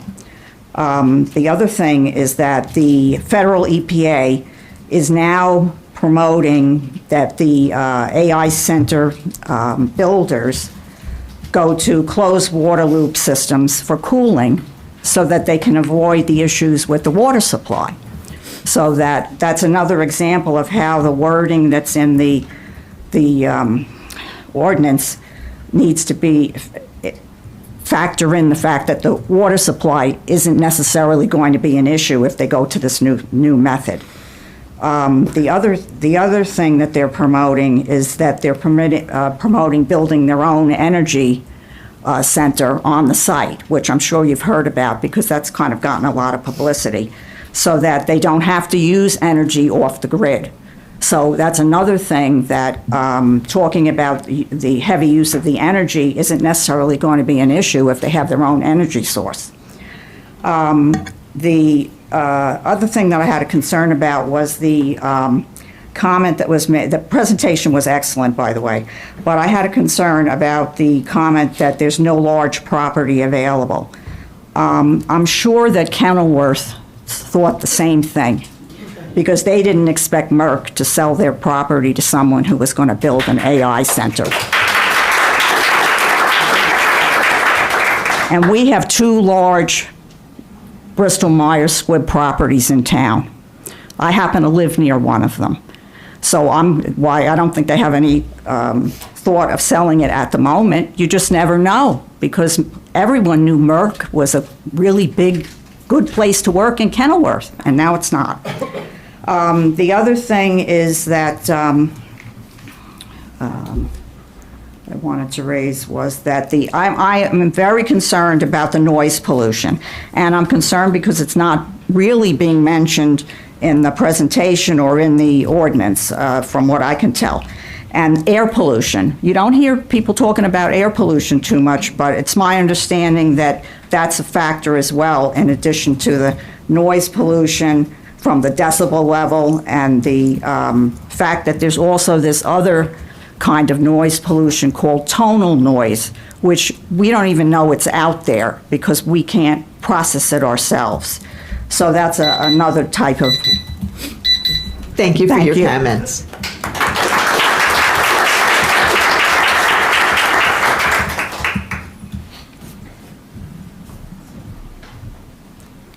Good evening, Council.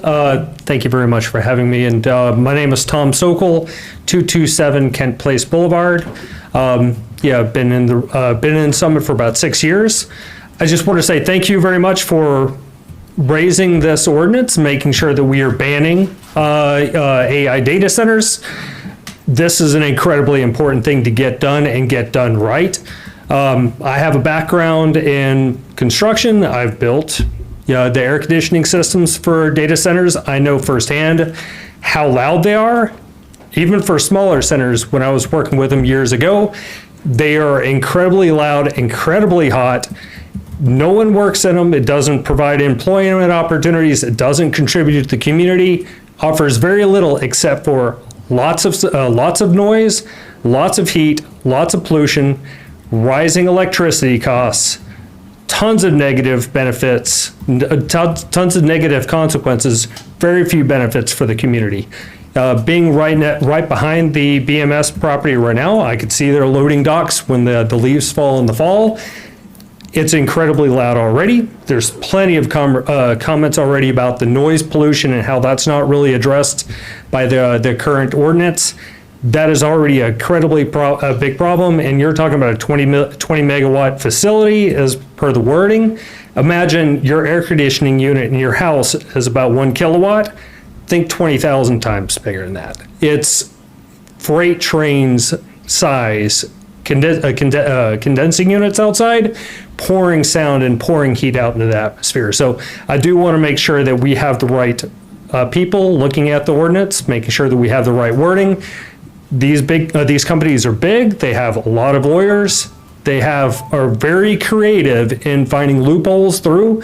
We need to make sure that this ordinance is bulletproof now and into the future, because no one wants to see this in their property and see the noise and the heat get even worse. So thank you very much. Thank you for your comments.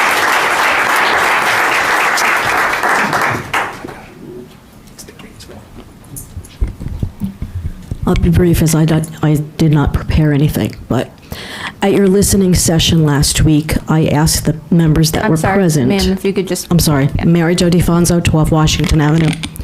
At your listening session last week, I requested that any research that you guys needed to do was done thoroughly and extensively. And when I hear all these people coming up and rattling all this stuff off, I didn't even know. You haven't done your job. Did you know that the Nashville Zoo is fighting this very same thing? They're supposed to put data centers right next to it. And so if it's going to affect the animals, how is it going to affect us? Can anybody answer that? No. So Dan's right. I've lived here for 50 years of my 62 years. You got to get this right. I don't want to leave. My husband wants to go to Florida. I don't want to go. This is where I grew up. This is where my family owns property. But if you guys can't get this right, I'm out of here. So do your job and get it right. Thank you.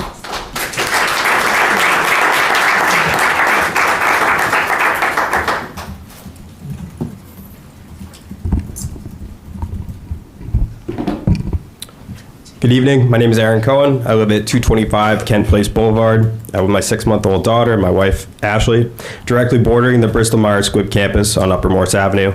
I'm one of the residents who will be most immediately directly impacted by whatever happens to that property. And that's why I'm here tonight.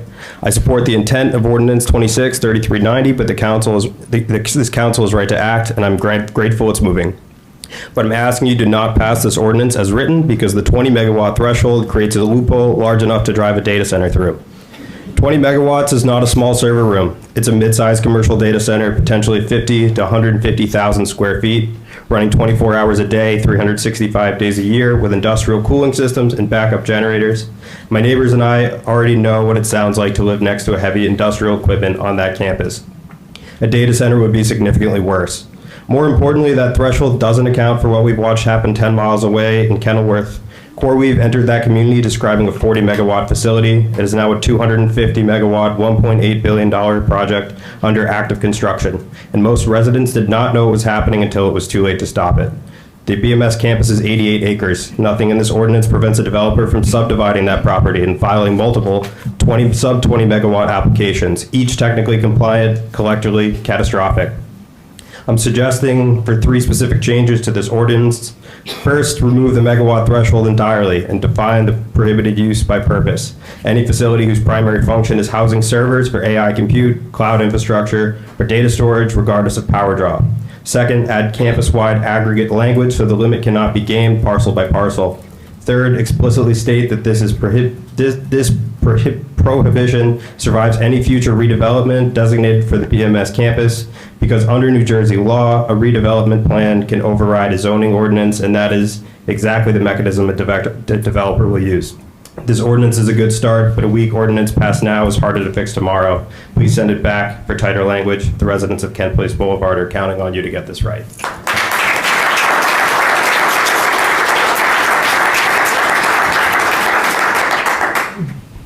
Hi, my name is Tim Smith. I live at 247A Kent Place Boulevard, and I want to applaud you for taking up this issue. It's a very important one, so thank you for taking it forward. I am affected also by the noise coming from BMS. I've been to this chamber before to talk about reverse alarms. We've made some progress with the white noise reverse alarms. They were going off at 3 in the morning and keeping me and all my kids awake. So I applaud you for making sure that the contractors at that campus are actually using noise alarms that are below the level. But what I will say is the noise ordinance in Summit and broader New Jersey of 50 decibels overnight is too loud, and it doesn't take into account the low wave frequency. So if you go outside on my back porch, you will hear the hum like a freeway from the BMS condenser units. That's just what's pre-existing there. I would encourage the council to take up stricter noise ordinances as part of this plan. It's the noise that's the core issue for us, where we live at our house, and there's no mention of any sort of noise pollution that is affecting the property today or what it could be in the future. There are noted health benefits for a low hum on children, on sleep. There's a lot of, I encourage you to look up some of the issues with a low drone hum coming from a campus like this. For me, that's the core issue with the data center and with the current condenser units on the site. So thank you for your attention to this. I appreciate all the work that you've done in the past, and I hope you'll continue it into the future. Thank you. Thank you.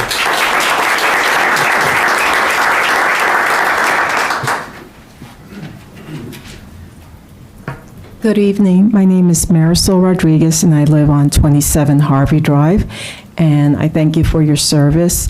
I echo our fellow residents, and I've noted that no one is for data centers. We are all against them. And I also felt that the 3 points about prohibiting data centers, I was sad to see that it didn't mention anything about noise, which has been a great concern. And now I'm learning about the great heat that these data centers produce, and that would be a terrible impact on the environment. So I respectfully ask you to please do what you've been voted into office for, and that is to protect Summit and its residents. Thank you.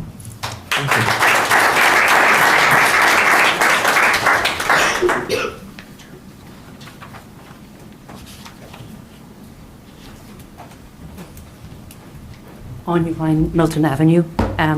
The last time I spoke at a meeting in Summit, I've lived here for 30 years, worked in the town, was when BSW, Broad Street West, was going on, and we almost went down the wrong road, and it was stopped after it went through.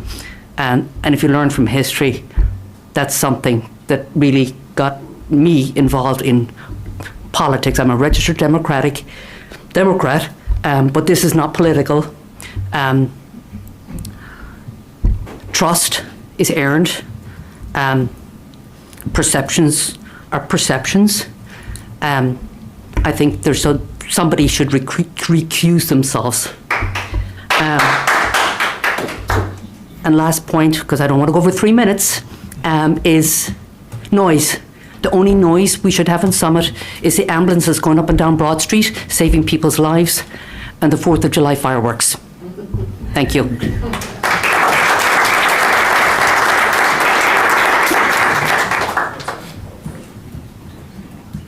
Do we have any more comments from members of the public? My name is Laura Soden, 48 Madison Avenue, Summit. I don't have any planned speech, but in listening to everybody, I echo everything that they've said. Also, not to brag or complain, but I'm 84. I hope to die in my house. My mother died in my house. And if this gets passed, and if these little, I know BMS is going to stay here for a while. I have contact with one of the people over there because my property borderlines the road right next to BMS. I could reach over and shake their hand. And I'm told that they are, it's up for sale. They're keeping 5 buildings, and they're going to lease out some of the other buildings. And do you know, and I'm not asking you really hypothetically, do you know what they're going to put in those buildings? Will your ordinance cover what's going to go into those buildings? So that's one of my fears. And I also say that if it is like what they've talked about here, I have to move. I could not. I lived through the demolition of when Celgene took all those buildings down. It was horrible. And I'm just really concerned about what will happen in this next trip. So thank you.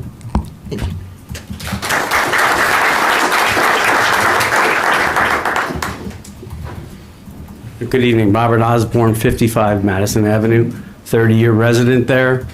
I've seen this property change hands 3 or 4 times, and up until recently, the last 3-4 years, the noise has become unbearable.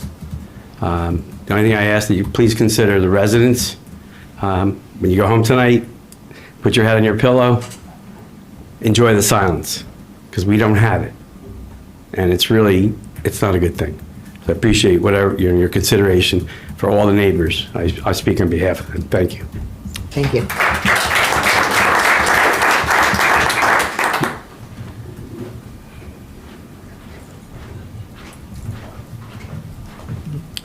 Hello, my name is Zachary Lakin. I live at 69 Madison Ave, so I am Bob's neighbor.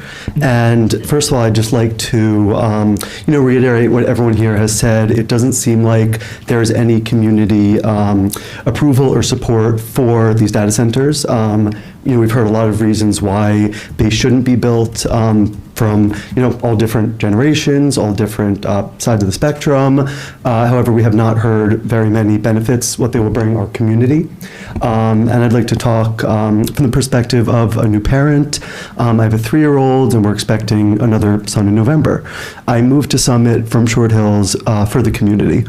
And I know plenty of others from my son's daycare as well as our neighbors who all have the same sentiment that we're here for ourselves to raise our kids, to be the community that we want to be, and it doesn't seem like these types of data centers will be conducive to to that quality of life. And I think we can all agree quality of life is a big part of the reason we're here. Also, I appreciate the council, both sides, every member, and I also think that avoiding the appearance of impropriety in any case is important, and that's to gain and to continue and contain the trust of the members of town. So I would just like to reiterate what everyone here seems to think is that we really should be having some stronger language on how to really put down a firm ban for data centers. Thank you.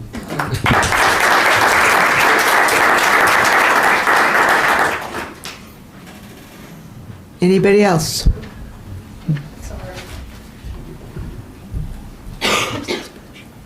Hi, Stacy Allen, Plymouth Road. I want to address the issue of the general development plans because we really need to be precise about that. The general development plans are like master plans for each of these 2 pharmaceutical properties. Both the Summit East Campus and the Old Celgene BMS campus operate under approved general development plans, but neither GDP approved a data center. They approve research, office, and campus uses. Nobody holds a specific vested approval to build an AI data center on either site. At the same time, both zones include older language allowing computer centers, data processing, and communications as a principal use. That language was written before AI data centers were the kind of thing going on today. So the risk is not that somebody has already approved an AI data center, that these are not already approved. The risk is that a future applicant could try to argue that a modern AI data center fits inside older zoning language that was never written for this technology or these impacts. This is exactly why the ordinance needs to be clear. It needs to remove the megawatt threshold, prohibit conversations, and prevent a developer from splitting a project into pieces. A GDP should not be used as a backdoor to convert an approved research or office campus into a large-scale AI data center. If somebody wants to make that argument, they should have to come back through the public land use process with full review of noise, cooling, generators, traffic, water, power, and neighborhood impacts. The honest bottom line is that a GDP may protect what is actually approved, but it should not be treated as a blank check for new industrial use that was never reviewed, never debated, and never approved as an AI data center. So my concern here is it seems like everybody in Summit does want to not have data centers. That seems pretty obvious. It seems like council does not want them. However, I think a lot of us, everybody here speaking tonight, we're concerned that the language is not clear enough and that there's loopholes galore, and we need to make sure that we're covering this. So even if you approve anything, I don't know what you guys are going to do tonight, but even if you approve something, it seems like we need serious experts to make sure that Summit is very much protected. Thank you.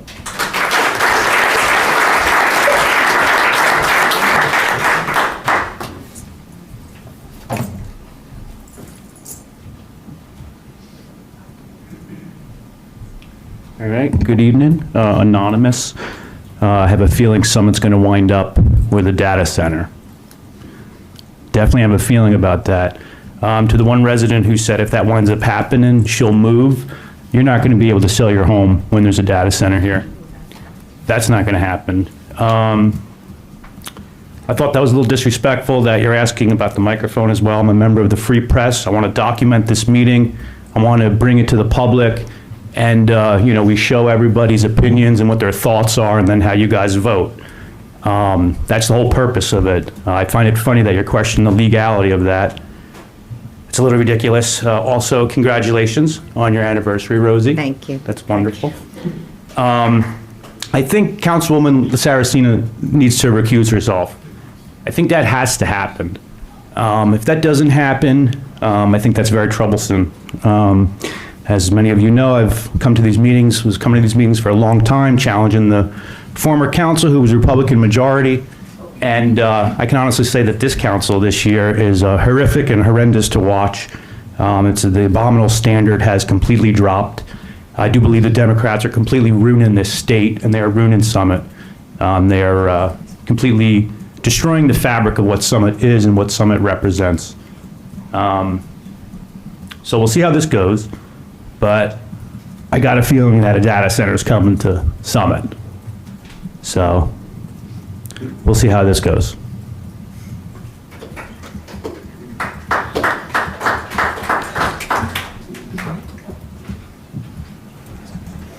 Anybody else? Hi, I'm Nika Rieppe. I live at 126 Mountain Avenue. I was not planning to speak tonight. My husband and I, we wrote to a couple council members, and we were very appreciative to get responses. I just wanted to bring up one point. I am completely against all data centers and reiterate everything that everyone said. The only point that I want to make in addition to what reiterating is that thank you for the presentation, but in listening to that, as someone who I know nothing about data centers, I came here just to inform myself. I know that I don't want them, but I don't know anything specific. And hearing this presentation, everything that went through my head is all the things he's not saying. So if we're going to say we have these 3 criteria, so something at 19 megawatts, which I know at least 19 megawatts is not good. Well, we're talking about one data center. What's to say if something passes the 3 criteria that we're not going to have 3 or 5 that could come into here? It passes the criteria and we could have them. And then we're talking about, well, technology changes, or right now they don't want places with big land. Well, what if data centers soon don't need that big land under 19 megawatts? And then you have infiltration of multiple data centers here. I think that's not, we've heard what one everyone's complaining about. Imagine more than one. So please really think about the language. Please really think about bringing in experts. I'm just so upset listening this to my fellow residents. I don't live near Kent Place, but I feel for them. I feel for everyone in my community. So please, I urge you to please think about the language, take your time, and bring in experts. Thank you.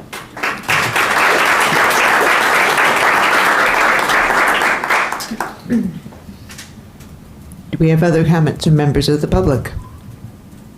Okay, then we'll call the public portion of this hearing closed and move to comments from council members.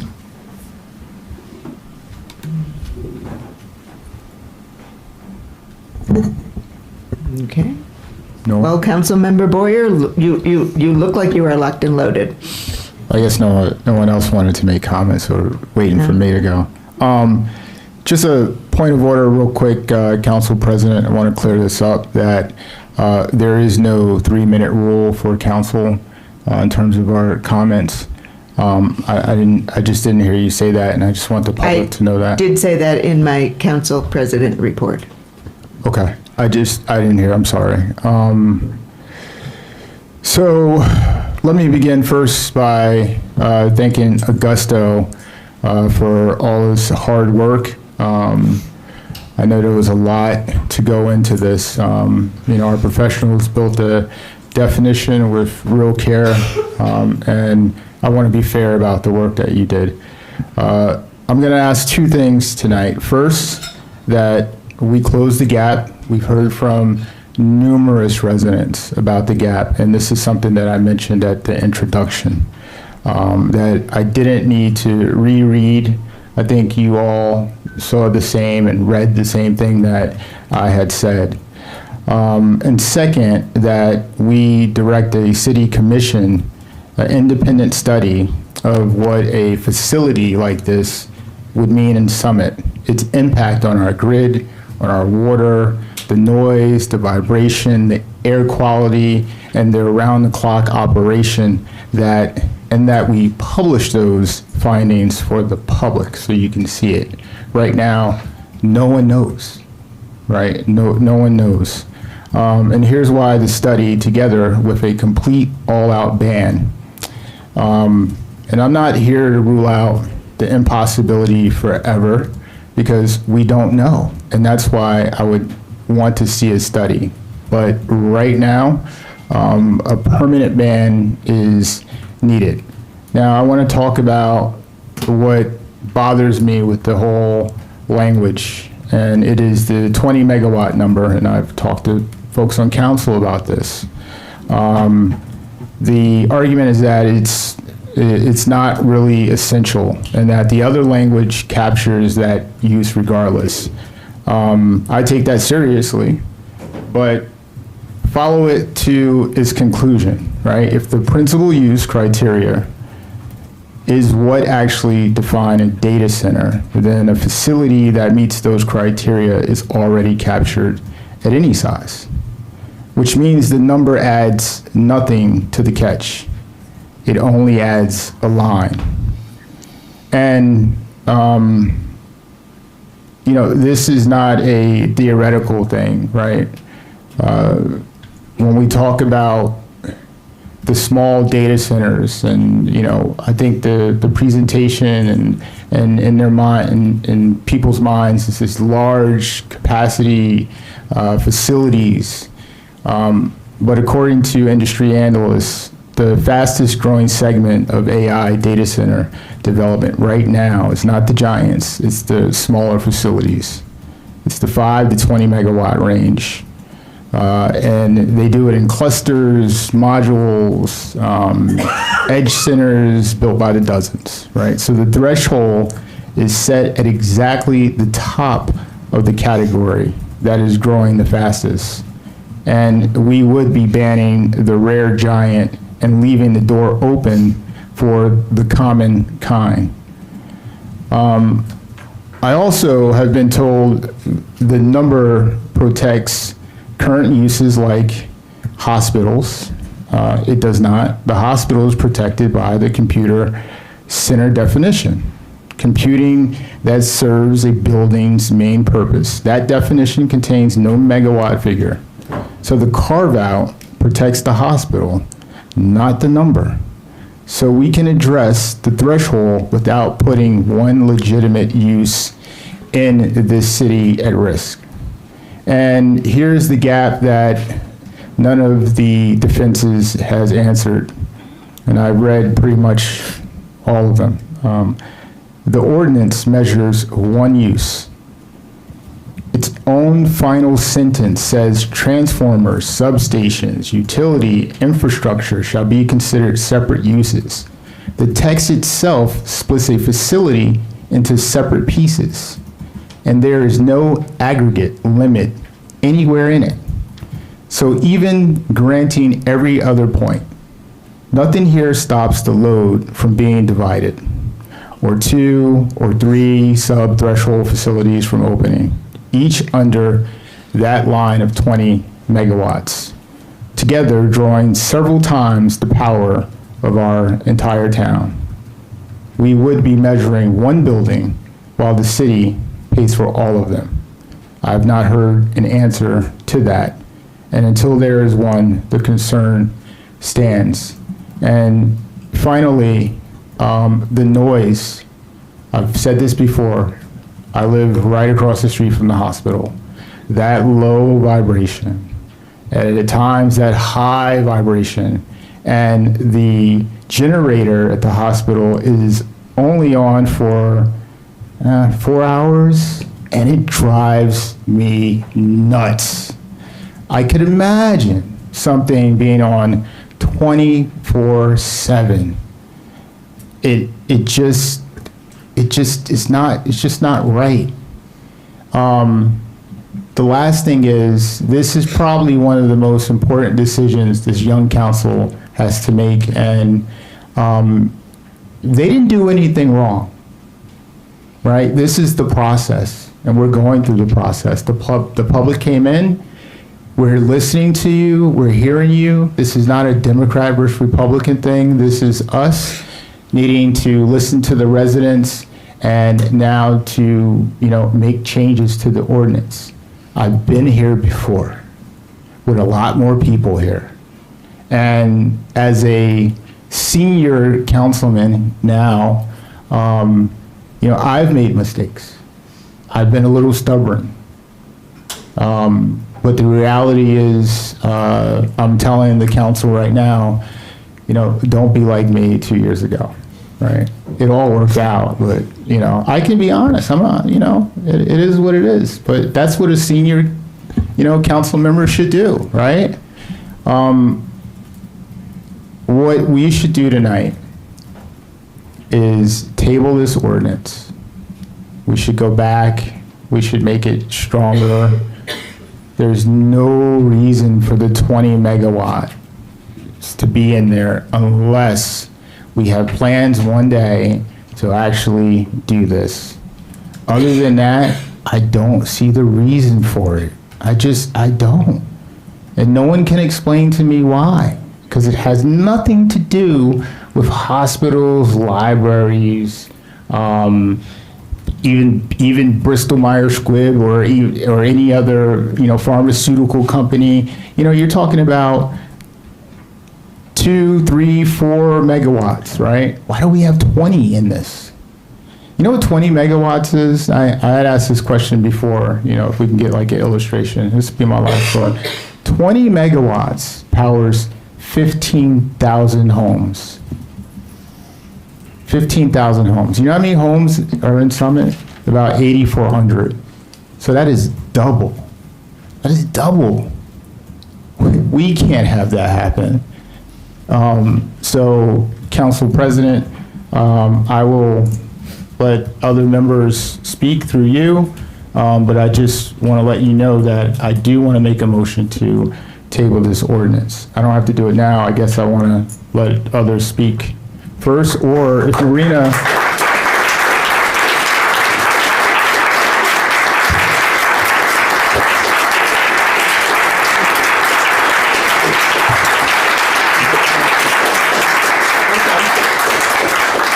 Or through you, Council President, if our city solicitor thinks the chain of events, if we do the motion now, I think I'd rather have the other council members talk, and then I could do the motion. But that's your decision, Council President. I just wanted to ask the city solicitor. I don't Thank believe you. you've technically made the motion. No, I haven't. Yeah. I just didn't want to have a vote and miss it. So just let me know. Councilmember Landman. Oh, sorry, go ahead. Oh, I'm sorry. Yeah, I didn't go the other direction. I apologize, Councilmember Kalmanson. Thank you, Council President. Thank you, Augusto, for outlining the ordinance and really showing us why this is such a difficult issue to tackle and all the different nuances. And I also want to thank all of the residents that have reached out to us via email, and I've met some in person, and everybody and at the listening session too. And we are so lucky to have so many engaged residents that are really sharp and really want to help us make this as strong as possible, because we're all in agreement that none of us want data centers in Summit of any size. None of us want that. So we have two choices tonight, right? We have, or we can do two things at the same time, right? So this ordinance, it needed to go to the planning board for consistency review. So we cannot make any major change to this ordinance about megawatts or anything like that tonight and pass it, right? We would have to start all over. So what we can do at the same time, which is what I'm in support of, is passing this ordinance, and then we have something, and then immediately getting to work with all of the experts we have and getting this ordinance as strong as possible. Because if we wait and send this back, when would it be back in front of, when could we have it back in front of council? July 7th? July 7th. Well, Yeah, no data centers are coming in. We're not, nobody has applied, there's nothing in front of a zoning board or anything like that we're got, like, no, this is something to do proactively.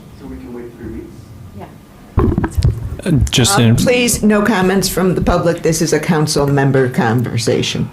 Yeah. For context, there are no applications to the zoning board for this kind of use. There's not an expectation that we'd receive them anytime soon.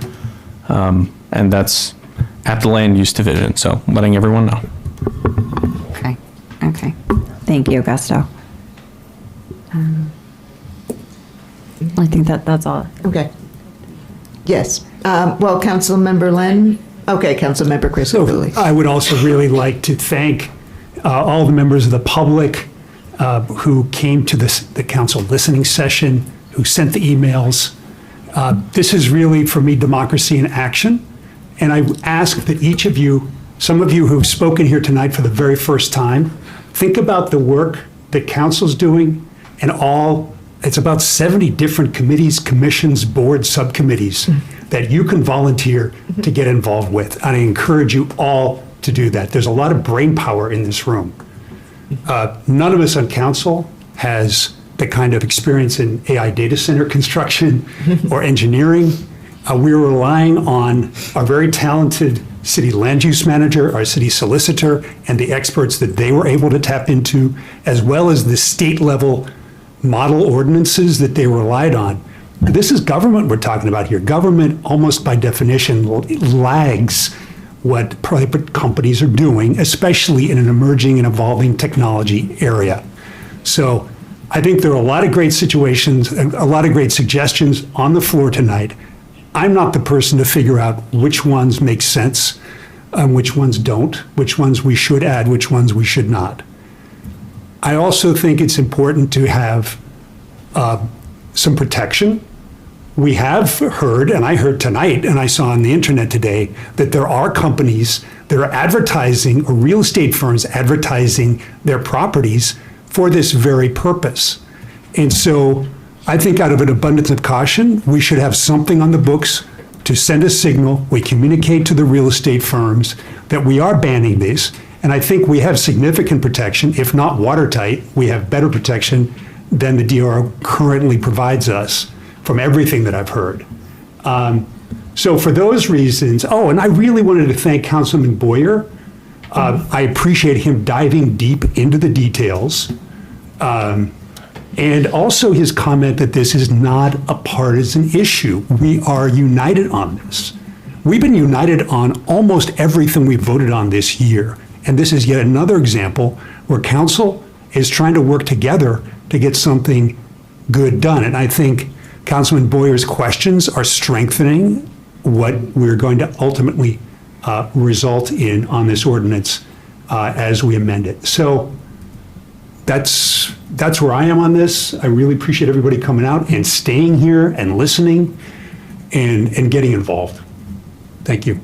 Thank you, Councilmember Crisafulli. Yes, Councilmember Landman. Thank you, Council President.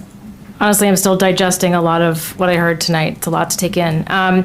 First, thank you, Mr. Del Maso and your team for that excellent presentation. And thank you to all of the residents who have shared your feedback with us over the past few weeks, particularly those who have come with these very concrete suggestions and ideas of how we can make it better. Let me just start by restating the headline. No one up here wants an AI data center in Summit. None of us. And banning AI data centers has bipartisan support. This is not a partisan issue, as Councilman Boyer said. As I said at the introduction of this ordinance at the last meeting, this space is rapidly evolving and we need to be nimble. And I've learned a lot, as I said, over the past 2 weeks from all of you. This is the type of ordinance we may need to revise multiple times, if that's what it takes. And where I disagree is with Councilman Boyer on tabling this. We cannot allow perfection to be the enemy of the good. We may be showing up to a gunfight with a knife in this case, but I'd rather do that than show up empty-handed. We can and we will improve upon this ordinance. I think we should pass this tonight, continue to strengthen the protections for Summit, and get to work on this tomorrow morning. Thank you. Thank you, Councilmember Landman. I'll only add, as somebody who spent I'm sorry. I'm happy to go after you. No, go right ahead, Councilmember. I was making assumptions and they were incorrect.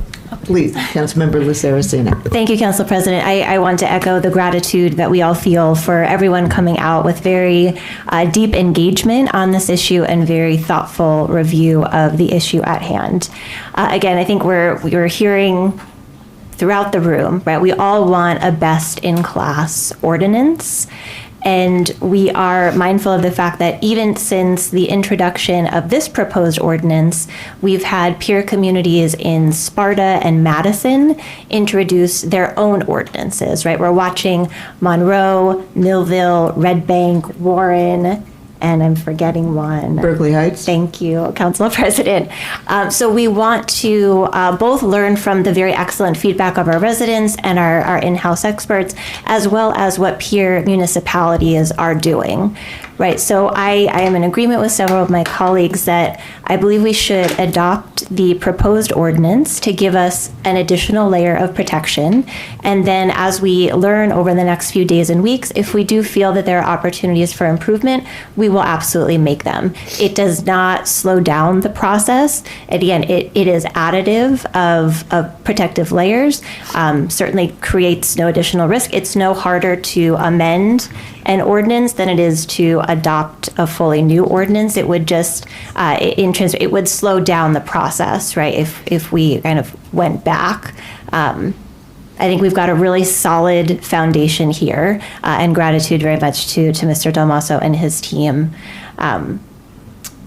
I will say of the questions about whether I am conflicted, I will note in brief, so my husband works for a company called CoreWeave. They are involved in the project that's going on in Kenilworth. He is one of over 2,000 employees. He's not an executive officer, not a major shareholder.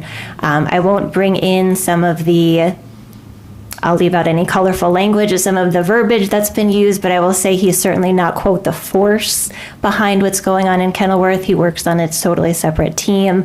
As a brief side note, the force is an awesome nickname that we have adopted as a family and kind of reclaimed it, so we now refer to him as the force, but he works on a totally separate team. He's not involved in the data center team.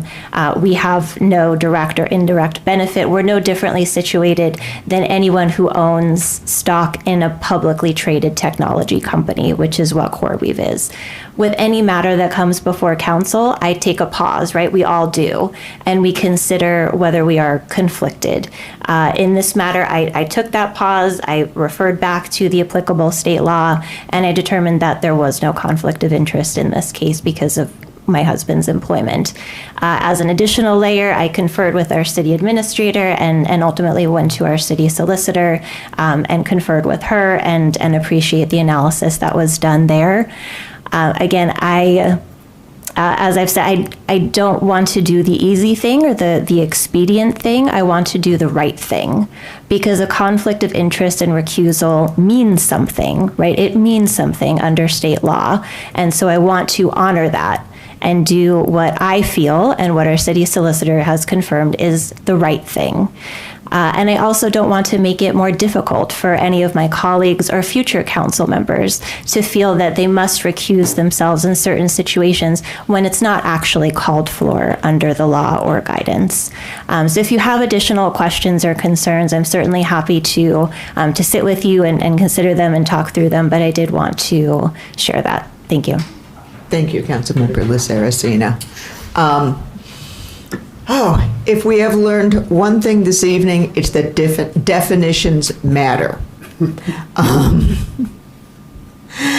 And I'm very grateful particularly to Mr. Del Maso for defining computer center for the first time in our development and regulations ordinance. That in itself closed a big gap. As he said, AI data center has a 3-prong definition. You can get caught on any of the 3 prongs. Certainly, if I can drag this analogy out, we could add prongs or make them sharper, and I'm sure we shall. But in the meantime, if I'm taking a fork to the gunfight, that's better. That's also better than going empty-handed. It sounds from what we've heard that we need to go back and determine how to enforce our noise ordinances and who is truly responsible for them and make that happen. And we'll get that track going as well. And with that, I believe, we are... Can I ask a question about process? You may ask a question about process always. Thank you. So, Augusto, if this ordinance passes tonight, but there's an intention to either amend or, remove and just replace with a new ordinance at some point, does that have to go back to the planning board for a consistency review? Yes. Okay. So the planning board has already deemed that this ordinance is consistent. Yep. If we were to make any amendments to the substantive language, it would be referred back to the planning board again. And they would just be applying the same test of whether it is not inconsistent or consistent with the master plan, which is fairly simple. And then I would just ask that, I kind of feel as though, not that I get to vote, but I kind of feel as though something on the books is better than nothing, particularly if there's a commitment by the council to really go back and close the loopholes, because I believe that there are several. So I just wanted to be on record as saying that. Thank you. And I believe you have a motion, Councilmember Boyer. Yes. Just one quick question for our land use manager. Augusto, you said currently, based on the land use law, currently the AI data centers are prohibited, right? Based on our current DRO, a proposed AI data center would be prohibited. They are prohibited? Yes. Okay. And the debate and the question would be if we pass this ordinance tonight with the 20 megawatt definition, that changes the current prohibition, right? No, it actually wouldn't change the current prohibition. What the definition does is, as I explained, it just sets up the confines where a zoning official or zoning board would interpret that prohibition. So it would still remain prohibited.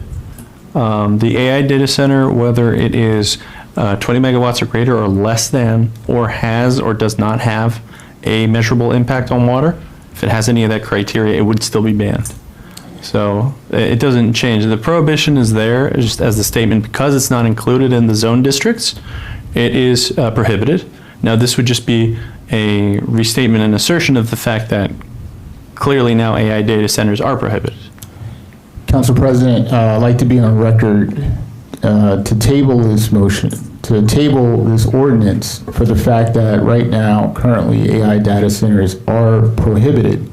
And with the passing of this ordinance, it would actually make it easier for AI data company to come in and argue the 19 or so below megawatt threshold. So with that, I make a motion to table. Okay, is there a second? Okay, we are not going to vote on that. I think, Could I ask for a clarification from our land use manager of this assertion? Council President, there's a motion on the floor. right, and there is not a second of that motion. So there's no discussion then? So there isn't a just, If there's no second, the motion just dies. Yeah. Yeah. okay. But prior to our vote on the ordinance, I would like to ask a question of the land use manager.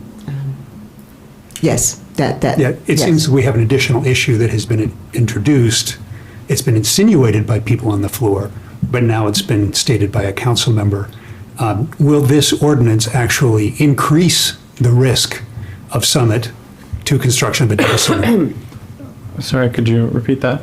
Would passing tonight's ordinance, the one that's on the agenda, increase the risk of a data center in Summit? No. No, plainly, no, it would not. Point of order. Yeah, it's actually, point Does of this order. get to be the, okay? Council President. Yes. Asking for a point of order. Yes. Thank you. Our city clerk, the motion to table, I didn't hear that it was officially denied, so. The council president did ask for a second and received none. Okay, So thank you. it I just officially- wanted to make sure it was on record. Yes, Thank okay. you. Yes, I'm sorry, the city solicitor said it, and I thought that, you're right, it should have come from me. Okay, with all of that, I think we are closing this hearing. Given the time, I'm going to call a 5-minute recess so we can stand up and stretch our legs.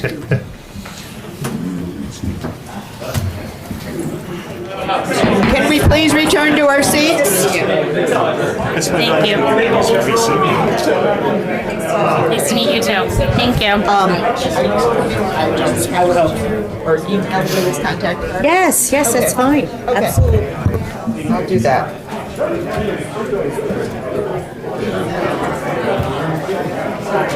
Thank you, Gallagher. Yeah. Well, I'm also. I normally take them home then. Send out the correct email. I ate my candy. You did? Okay. Realize I sent. I started gobbling, that resistance. Okay, I have to forward it to the council. As soon as you sit down. Okay. Okay, we have 8 more ordinances to hold hearings about. Aren't we excited? So let us get going. We are all back, so let's continue this session. So, Madam Clerk, would you please read ordinance for hearing number 26-3382? Ordinance of the City of Summit, County of Union, New Jersey, amending and supplementing Chapter 35 of the City Code entitled Development Regulations, Ordinance 35-9.2, Prohibited Uses. Thank you. Councilmember Crisafulli. Thank you, Council President. Ordinance 26-3382 would add a prohibited use to the city code to ban detention facilities. Other towns in New Jersey are facing the adverse consequences of detention facilities.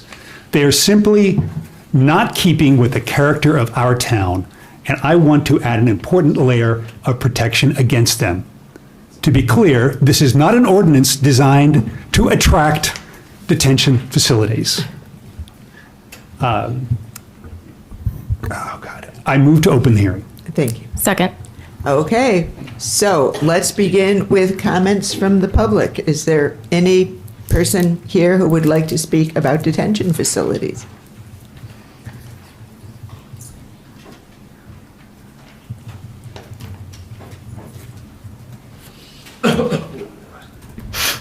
Oh, it's late.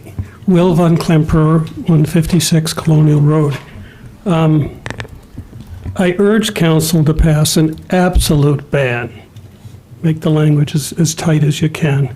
And I look at this in terms of what's temporary and what's permanent. Temporary, we're in a period of anti-immigrantism, but that will pass. We'll have a different president, we'll have different governing.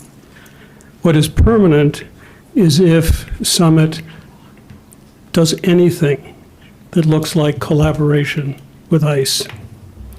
I just want to mention for information something, those of us who have visited in detention centers, and those of us who volunteer in the immigrant community, you should know that some detention center guards address detainees as money.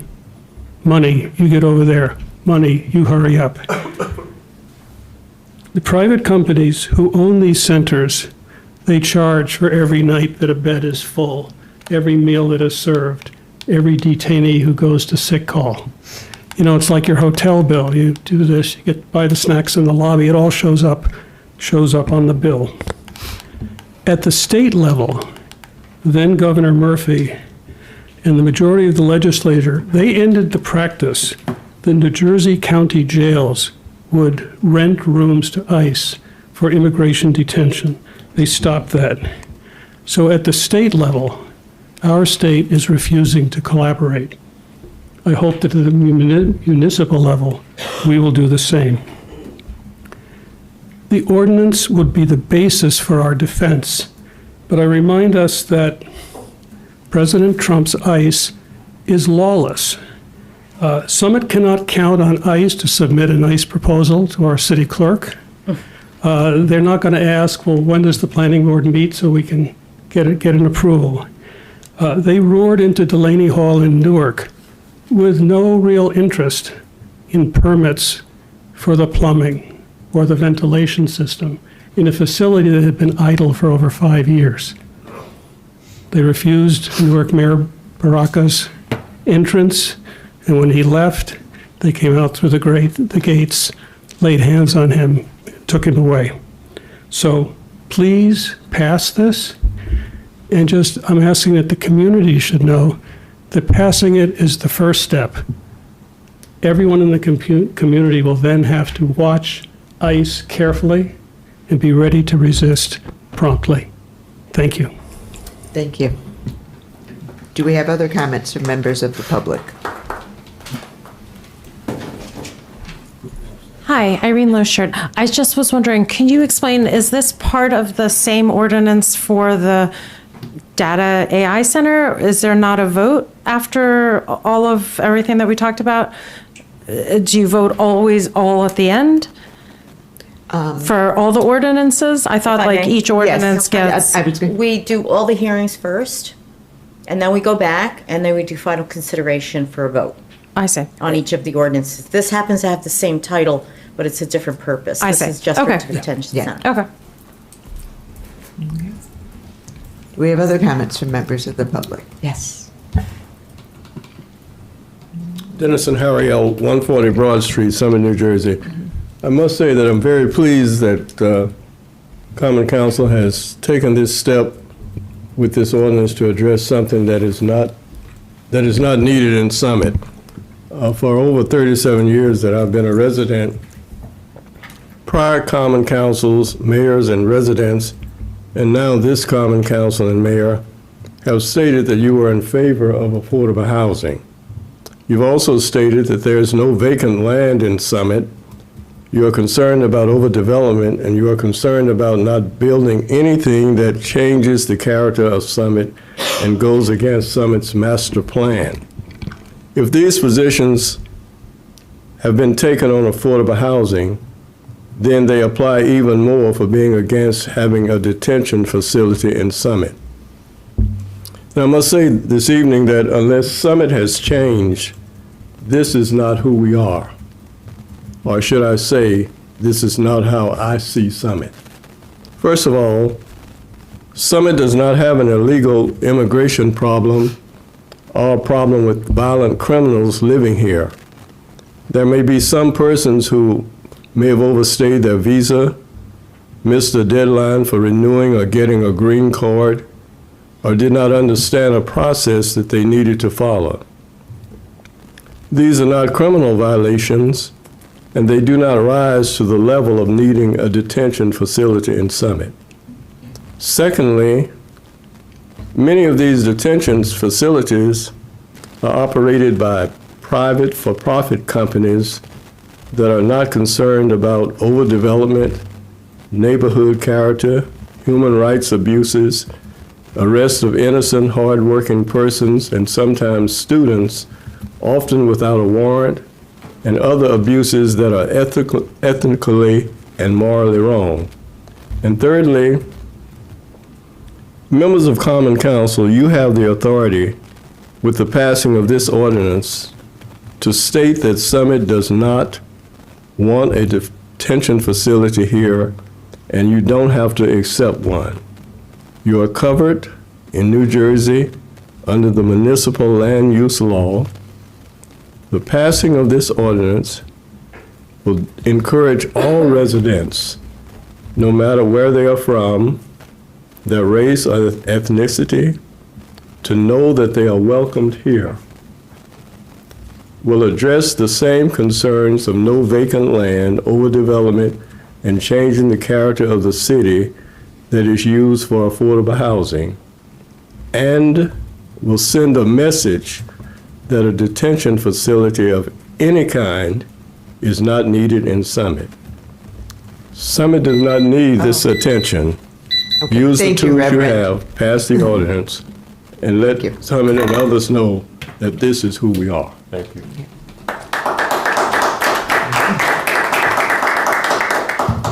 Do we have other comments from members of the public? Okay, then let's close the public portion of the hearing. Move on. Do we have comments from members of council? No? Yes, Councilmember Landon. I just want to say I am so proud to be part of a council that is going to prohibit detention facilities in our city. Detention centers like the one just 15 minutes down the road confine people without due process in dehumanizing conditions and violation of their human rights. Residents of Summit do not want that here. And I'm thrilled to be able to vote on this ordinance tonight. Thank you. Thank you. Anyone else? Councilmember Saraceno. Thank you, Council President. I'm grateful that we are considering this ordinance tonight. This is an initiative that I have been kind of pushing behind the scenes. In nearby Roxbury, just around 25 miles away from here, we have a suburban, family-friendly community known for its excellent public schools, about 22,000 residents, right? It sounds a lot like Summit. And there, they are fighting against a detention center facility where the Department of Homeland Security would like to confine an estimated 1,500 people as part of their mass deportation program. That is not consistent with Summit's values, and that is what we want to prevent. Some have regrettably dismissed this ordinance as political theater or virtue signaling. Rather than being curious and asking questions, they quickly judged. But it is important that we take this step. Federal law tells us that it's important that we take this step. The National Environmental Policy Act of 1970, for example, and the guides that implement it are meant to restrict and to guide the construction of federal projects. And there they make reference to the, quote, compatibility of federal projects with applicable state and local planning and zoning standards. So it matters that we have this on the books. And as has been discussed, Delaney, just down the road here, very close to us in Newark, is operated by a private detention center operator. So though we may have to deal with the consideration of federal preemption if it's an agent of the federal government. If it's a private operator, those protections for the federal government are significantly less. And there too, it makes it ever more important that we have this protection on the books. Thank you, Council President. Thank you. We have other comments. Okay. I'll merely add, actually, thanks to our city solicitor, I have never been so impressed with the whereas clauses in an ordinance. I think you did. That the explanation of why we are introducing and hopefully passing this ordinance lays out beautifully why it does not belong in Summit. So, Councilmember Crisafulli. Yes, thank you, Council President. I introduced this ordinance because I view detention centers as simply an undesirable land use that's not keeping with Summit's values or Summit's character. I also support strong border enforcement, as well as humane treatment of immigrants that we have in this country. And I think we can do both. We can walk and chew gum at the same time in Summit. Thank you. Okay. Okay, then let us close this hearing and move on to the next. Madam Clerk, would you please read the ordinance for hearing number 26-3383? Bond ordinance appropriating $5,604,000 and authorizing the issuance of $5,337,000 in bonds or notes of the city for various improvements or purposes authorized to be undertaken by the City of Summit in the County of Union, New Jersey. Thank you.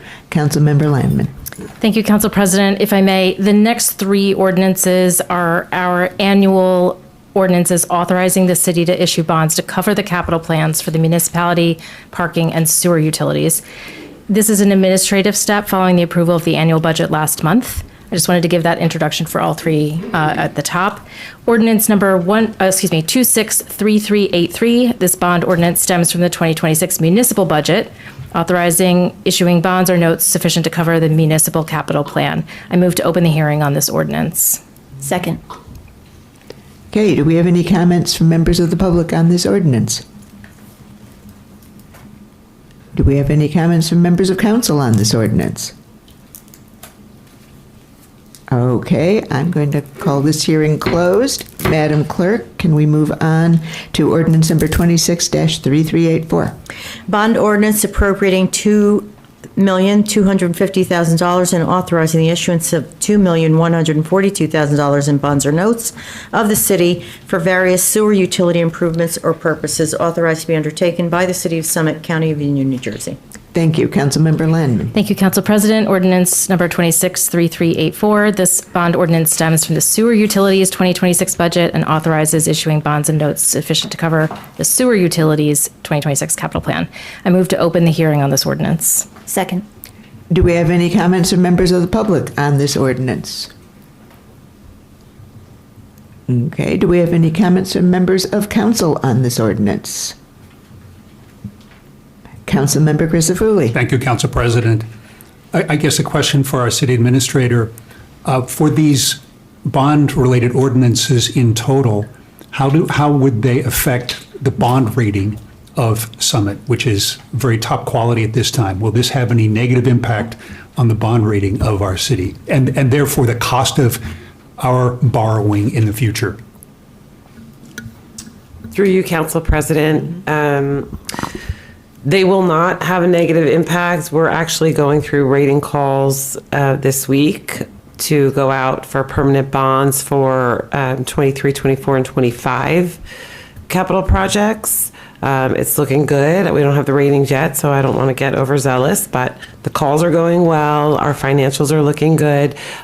These ordinances are setting us up for our capital projects for 2026. So they're not part of the permanent financing yet, but we are authorized to go out when we decide to do that in the future. And if I may, Council President, we also in Finance Committee met with the attorney who works with us on this, the financial planner, and had a robust discussion about exactly that issue before proceeding. So, Okay, thank you. Do we have any other comments from members of council?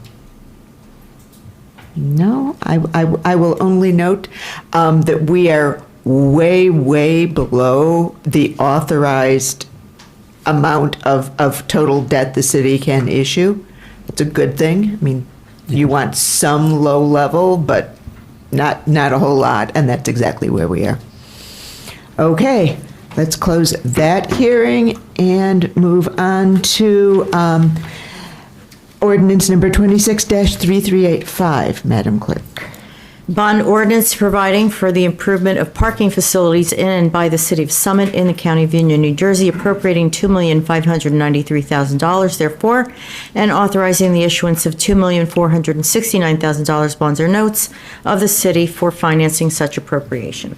Okay, thank you. Councilmember Landman. Thank Thank you, Council President. Ordinance number 263385. This bond ordinance stems from the Parking Utilities 2026 budget, authorizes issuing bonds or notes sufficient to cover the Parking Utilities 2026 capital plan.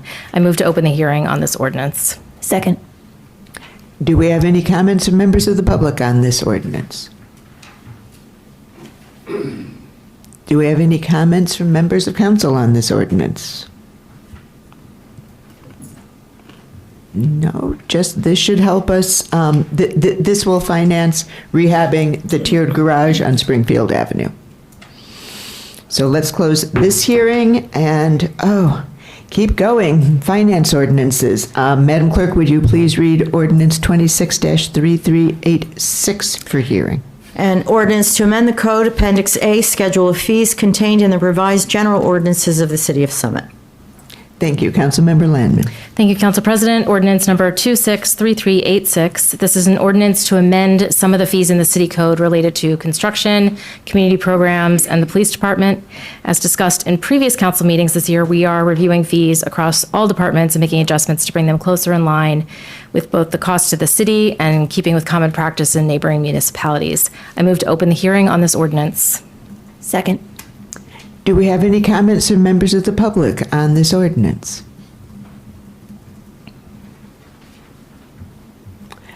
Okay, do we have any comments from members of council on this ordinance? Okay, let's close this hearing and move on to ordinance number 26-3387 for hearing. Back to you, Madam Clerk. An ordinance to establish the 2026 salaries, wages, or compensations of and for the officers and employees of the City of Summit, County of Union, State of New Jersey. Thank you. Councilmember Landman. Thank you, Council President. Ordinance 263387. This establishes the 2026 salaries for union and non-union employees. These annual adjustments to salaries and wages reflect the increases passed in the 2026 municipal budget. I move to open the hearing on this ordinance. Second. Do we have any comments from members of the public on this ordinance? Do we have any comments from members of council on this ordinance? Yes, Councilmember Calmanson. Thank you, Council President. Thank you, Councilmember Landman, Councilmember Saracena. I'm really happy to see salary increases for our hardworking city staff. We're in a really difficult economic climate right now, and affordability and like fiscal responsibility, those are always like top of mind things for us in all of our committees. But well-deserved salary increases. So thank you. I'm looking for my raise. I'm doubling your salary. I didn't see it in here. So. I'm doubling your salary, Madam Mayor. Do we have any other comments from members of council? Council President. Yes, Councilmember Boyer.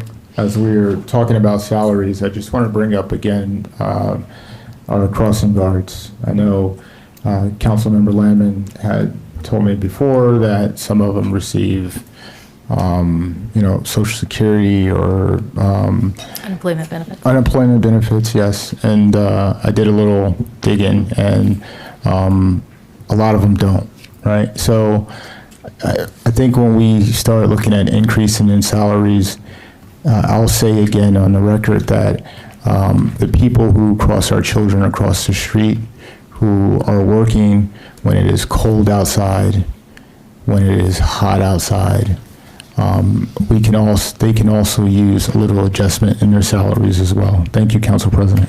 Thank you. Do we have any other comments? Okay, let's close this hearing. Madam Clerk, would you please read ordinance for hearing number 26-3388? An ordinance amending Chapter 3 Police Regulations of the Code of the City of Summit, County of Union, New Jersey, adding a Section 3-20 entitled Drones and Other Unmanned Aircraft. Thank you. Councilmember Calmanson. Thank you, Council President. This is ordinance ID 26-3388, and this ordinance regulates drones and unmanned aircraft in the City of Summit. I move to open the hearing on this ordinance. Second. Okay, do we have any comments from members of the public?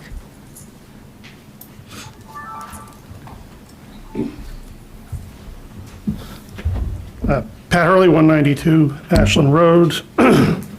Rosie, happy anniversary. Thank you. And thanks to everyone here. I don't know how I did this for 6 years, honestly, but I did. I think it was like over 200 plus meetings, you do the math. Anyway, but that's not why I'm here tonight. I'm asking council, and this is late, so I'm just going to read this without any emotion. I'm asking council to pause or revise this drone ordinance because, as written, it appears to regulate an area largely reserved for the FAA, the operation of aircraft in the national airspace, and drones, and does unnecessarily damage an industry. I don't think the council members fully understand. The city of Summit cannot regulate aviation safety or operations in the national airspace system, which this ordinance attempts to do. The federal government does that, and the FAA already has existing regulations covering the operations of small UAS and UASs, drones. For example, the ordinance bans drone flights over public gatherings unless approved in writing by the chief of police. Yes, I still love Ryan, sorry. And, but FAA guidance makes it very clear that an FAA Part 107 certified operator who follows FAA regulations, including rules for operations over people, cannot be subject to local approval for that flight. The FAA already regulates when and how drones may be operated over people. This is the domain of the FAA, not the city of Summit.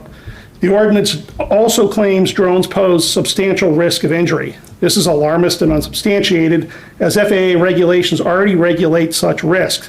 This language suggests Summit seeks to override federal safety laws and wants to become basically an aviation authority. Summit can regulate drone conduct on city property, including launches, landings, harassments, voyeurism, nuisance, reckless endangerment, interference with emergency operations, which is actually already regulated by the federal government, and misuse of public property. That I fully support. But Summit should not and cannot prohibit FAA compliant overflight or require local police permission for a flight the FAA already allows. I believe public access or public spaces should remain accessible to responsible FAA Part 107 certified drone operators who are trained, tested, and certified for legitimate activities such as photography, inspections, mapping, journalism, construction, real estate, and security. Lawful drones use shouldn't be seen as suspicious activity, and certainly it's not a threat to the public. That's it. Thank you. And I'm tired. Do we have any other comments from members of the public? Dennis and Harry, 140 Broad Street, Summit, New Jersey. In reference to the previous speaker, is there a possibility tonight for the chief of police to speak to this in terms of clarifying exactly why this was needed, or just what to clarify the whole situation?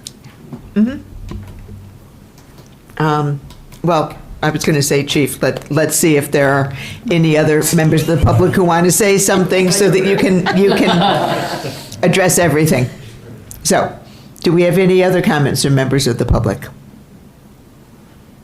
Okay, then Police Chief Peters, I would ask you to address some of the comments raised by Mr. Hurley and just explain why we're doing this. Through you, Council President, I'm going to read an email that I had previously drafted in response to some of the similar concerns. It's been here for 16 hours. I think just reading this might make me sound a little bit more intelligent instead of speaking from the hip. So I do concede that the FAA does have restrictions in place for both drone operators under both 49 U.S. Code 44809, parentheses A, as well as the Part 107 referenced by Mr. Hurley. However, municipal police officers do not have the authority to enforce federal law. The process generally would be for a police officer to identify any potential violations, locate and identify the operator, stop any unsafe conduct, gather information on the operator and the drone, and ultimately refer the matter to the FAA. Having the ability to enforce certain violations via ordinance will undoubtedly reduce the time it takes for the FAA to receive, review, and address any reported incidents from the Summit Police Department. It will also likely serve as a deterrent for those operating outside the guidelines of their restrictions. Additionally, under 14 CFR U.S. Code 107.39, the FAA restricts the flying of drones over any open air assembly of people, as Mr. Hurley had stated. which means a gathering of people, this is how they define it, a gathering of people who are sufficiently concentrated and cannot readily move away if the drone were to fall. However, it does not address the following: flying over events that generate high attendance but less concentrated crowds. Restrict the launching of drones from city property, which may expose the city to liability. At the request of Councilwoman Kamlinson, I've reached out to the city solicitor, who did say that the city may be exposing them to some level of liability by not restricting drones from takeoff and landing on city property. For example, if a juvenile gets a drone for Christmas, goes down to Memorial Field and flies it right into the face of somebody walking in their morning walk, the city could potentially be on the liability for not restricting that flight. Similar to if we didn't have a leash law with dogs at Memorial Field and we just let dogs run rampant and a dog attacked another human or another dog, we would, I think, bear some responsibility for that. Considering Summit is a variation of airspaces, we're not just Class G, we are mostly Class G, which is unrestricted. There is no blanket requirement for pre-authorization to fly. We also set forth clear penalties for violations, which the ordinance does. The FAA regulations do not. In summary, with the passing of this ordinance, Summit police officers have the authority to address persons who violate the following provisions without referring the matter to the FAA: launching and landing on city property, interfering with emergency operations such as police, fire, EMS, or search and rescue, creating a nuisance, which could be defined as repeated low-altitude hovering, disrupting public events, operating in a manner that causes fear of injury. And in addition, there's always privacy concerns, which may run concurrent to New Jersey state statute, criminal statutes for invasion of privacy. So in conclusion, I had told Mr. Hurley prior to his public comment, this came to my attention through the Chiefs Association with the FIFA events happening around. One of the major considerations for law enforcement for public safety was drone operations over large crowds.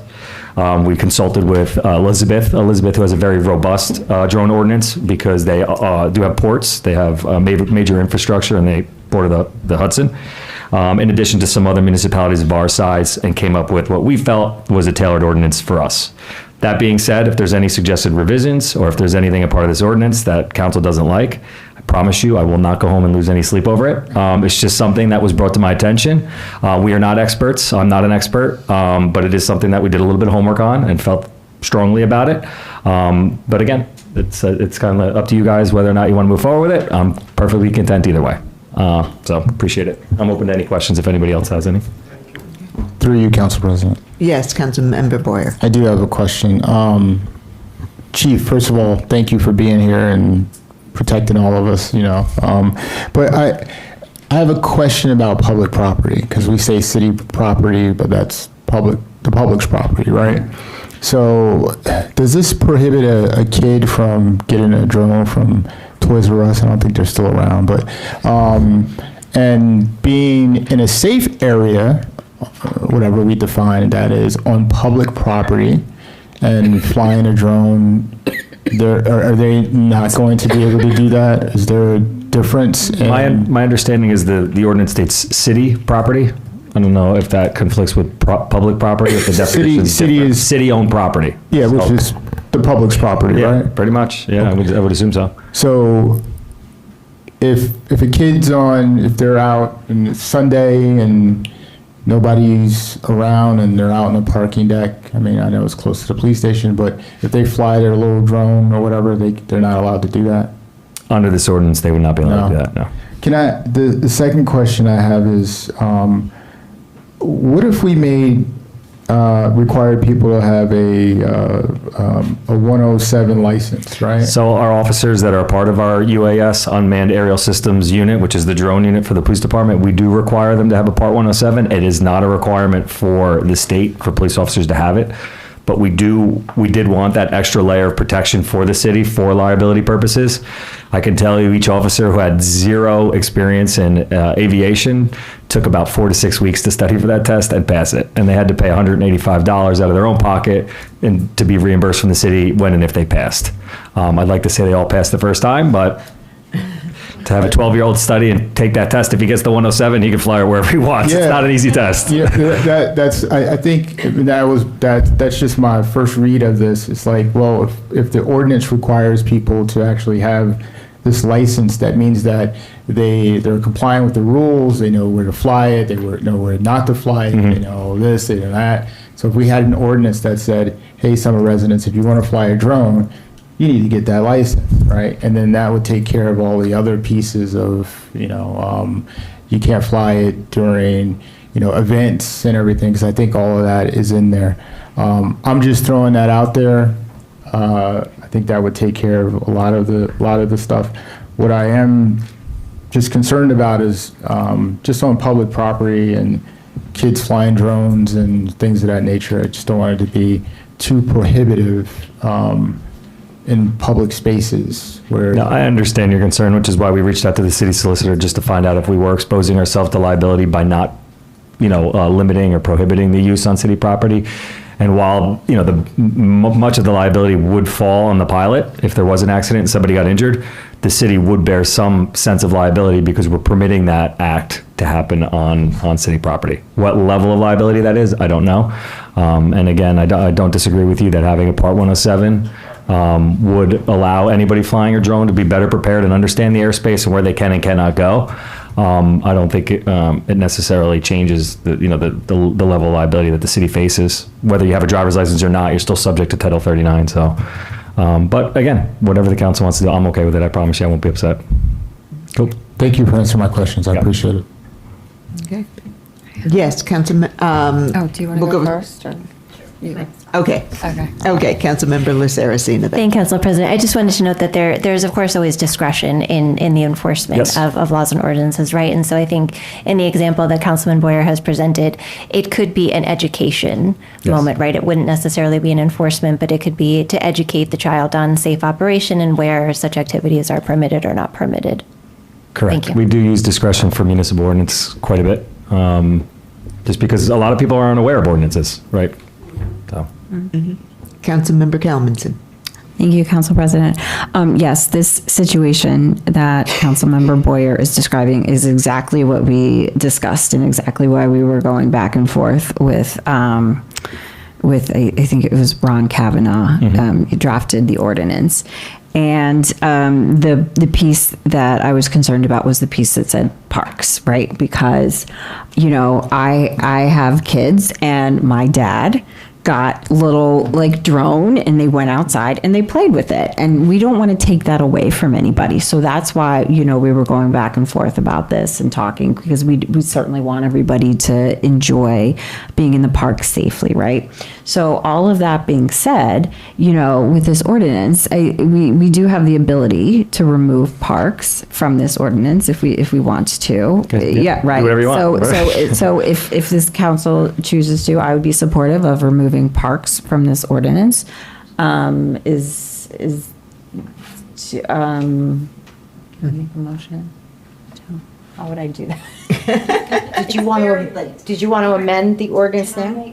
Can I make a motion to amend the ordinance? If it's a substantive change, No. it will kill the ordinance. Okay.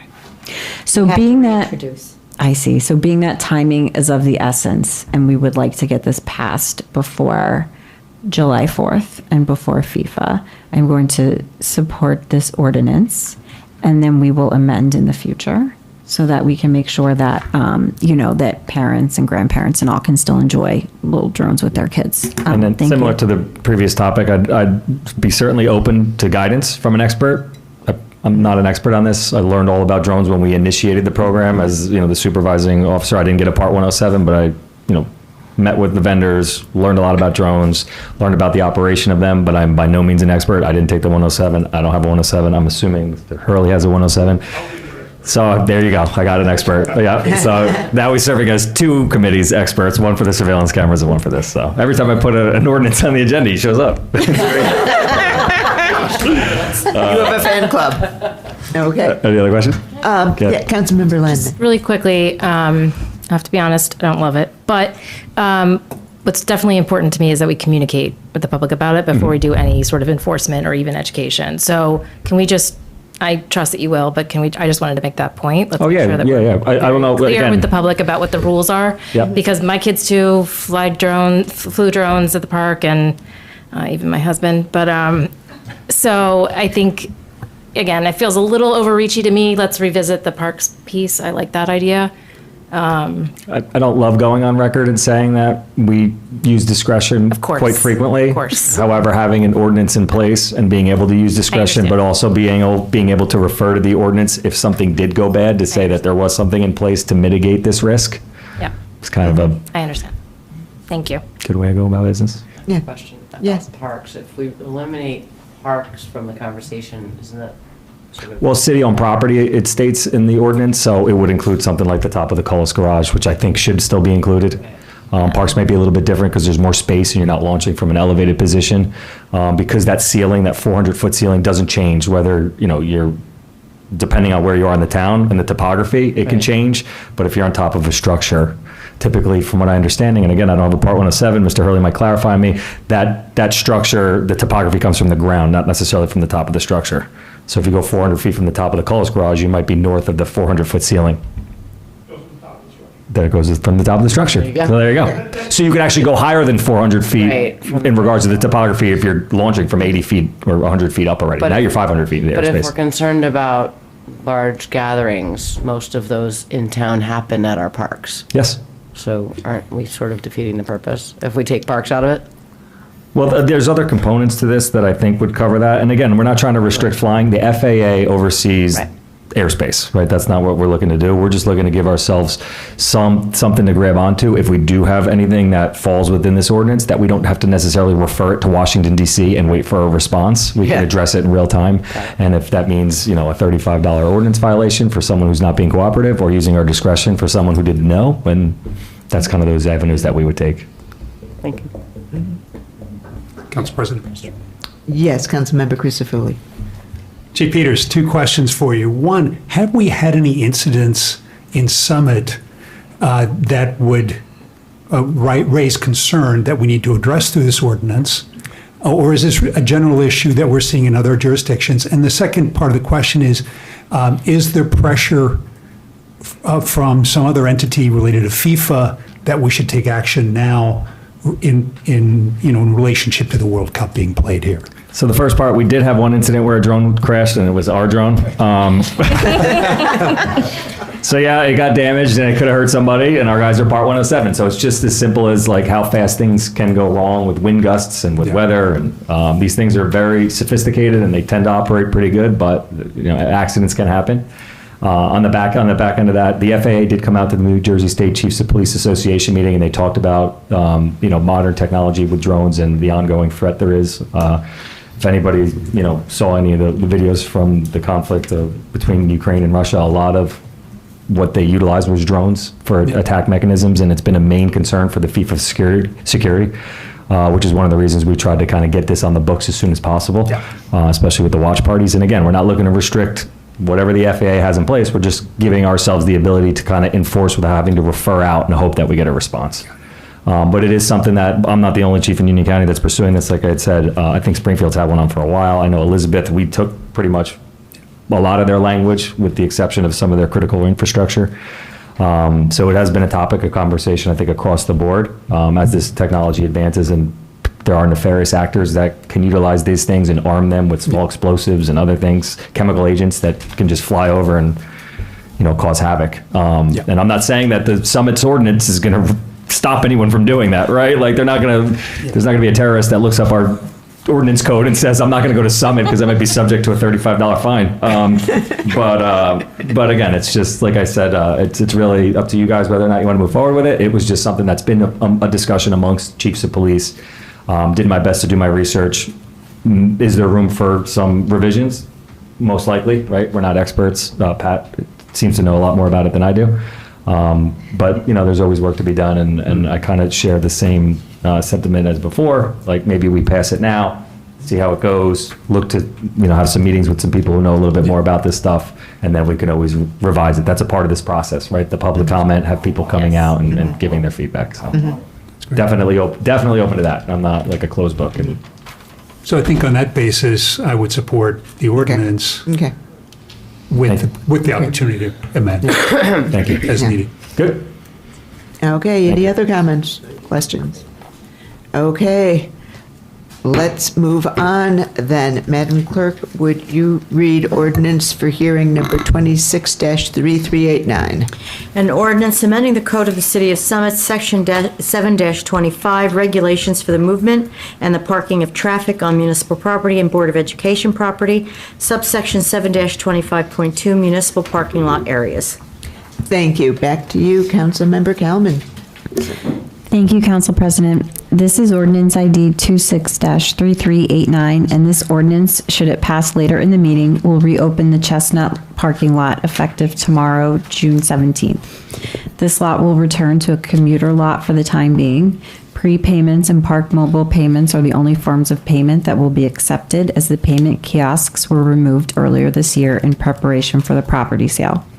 We will need to close this lot again when the property is sold, but until then, we would like for our residents to have access to this lot while it is still city property. I move to open the hearing on this ordinance. Second. Thank you. Do we have comments on this ordinance from members of the public?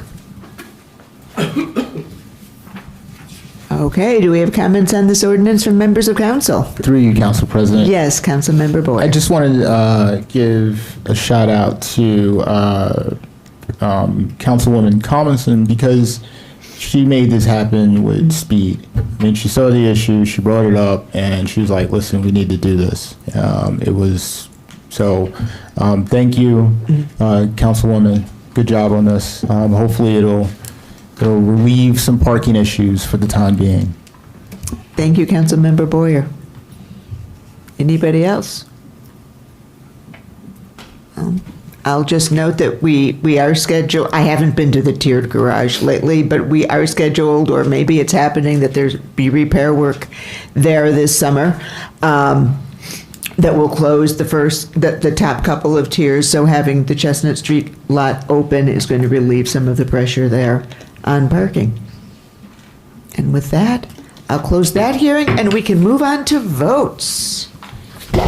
Okay. Ordinances for final consideration. Okay. Madam Clerk, would you please read the title of, ordinance number 26-3390. Ordinance of the City of Summit, County of Union, New Jersey, amending and supplementing Chapter 35 of the City Code entitled Development Regulations, subsections 35-9.2, prohibited uses. Thank you. Councilmember Crisafulli. Thank you, Council President. Having closed the hearing on ordinance 26-3390 a relatively short time ago, I move this ordinance for final adoption. Second. Okay, Madam Clerk, would you call the roll? Mr. Boyer. This is there's two The data developments. data This is the data centers. center. Okay. Just a quick note that I made a motion to table this. The motion was denied. I do feel as though that the 20 megawatts should be taken out of this, and I know it's going to pass anyway, but for that reason, nay. Mr. Crisafulli. Aye. Ms. Kalmanson. Aye. Ms. Landman. Aye. Ms. Saracena. Aye. President Toth. Aye. Okay, let's go to ordinance number 26-3382. Would you please read the title, Madam Clerk? Ordinance of the City of Summit, County of Union, New Jersey, amending and supplementing Chapter 35 of the City Code entitled Development Regulations, subsection 35-9.2, prohibited uses. Thank you. Councilmember Crisafulli. Thank you, Council President. Having closed the hearing on ordinance 26-3382 a short time ago, I move this ordinance for final adoption. Second. Madam Clerk, would you please call the roll? Mr. Boyer. Aye. Mr. Crisafulli. Aye. Ms. Kalmanson. Aye. Ms. Landman. Aye. Ms. Saracena. Aye. President Toth. Aye. Moving on, Madam Clerk, would you please read the read the title of ordinance number 26-3383? Bond ordinance appropriating $5,604,000 and authorizing issuance of $5,337,000 bonds or notes of the city for various improvements or purposes authorized to be undertaken by the City of Summit, County of Union, New Jersey. Thank you. Councilmember Landman. Thank you, Council President. Ordinance number 26-3383. Having closed the hearing on this ordinance just moments ago, I move this ordinance for final adoption. Second. Madam Clerk, would you please call the roll? Mr. Boyer? Aye. Mr. Chris-Foley? Aye.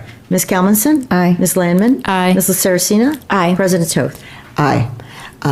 Madam Clerk, would you please read the title of ordinance number 26-3384? Bond ordinance appropriating $2,250,000 and authorizing the issuance of $2,142,000 bonds or notes of the city for various sewer utility improvements or purposes authorized to be undertaken by the City of Summit, County of Union, New Jersey.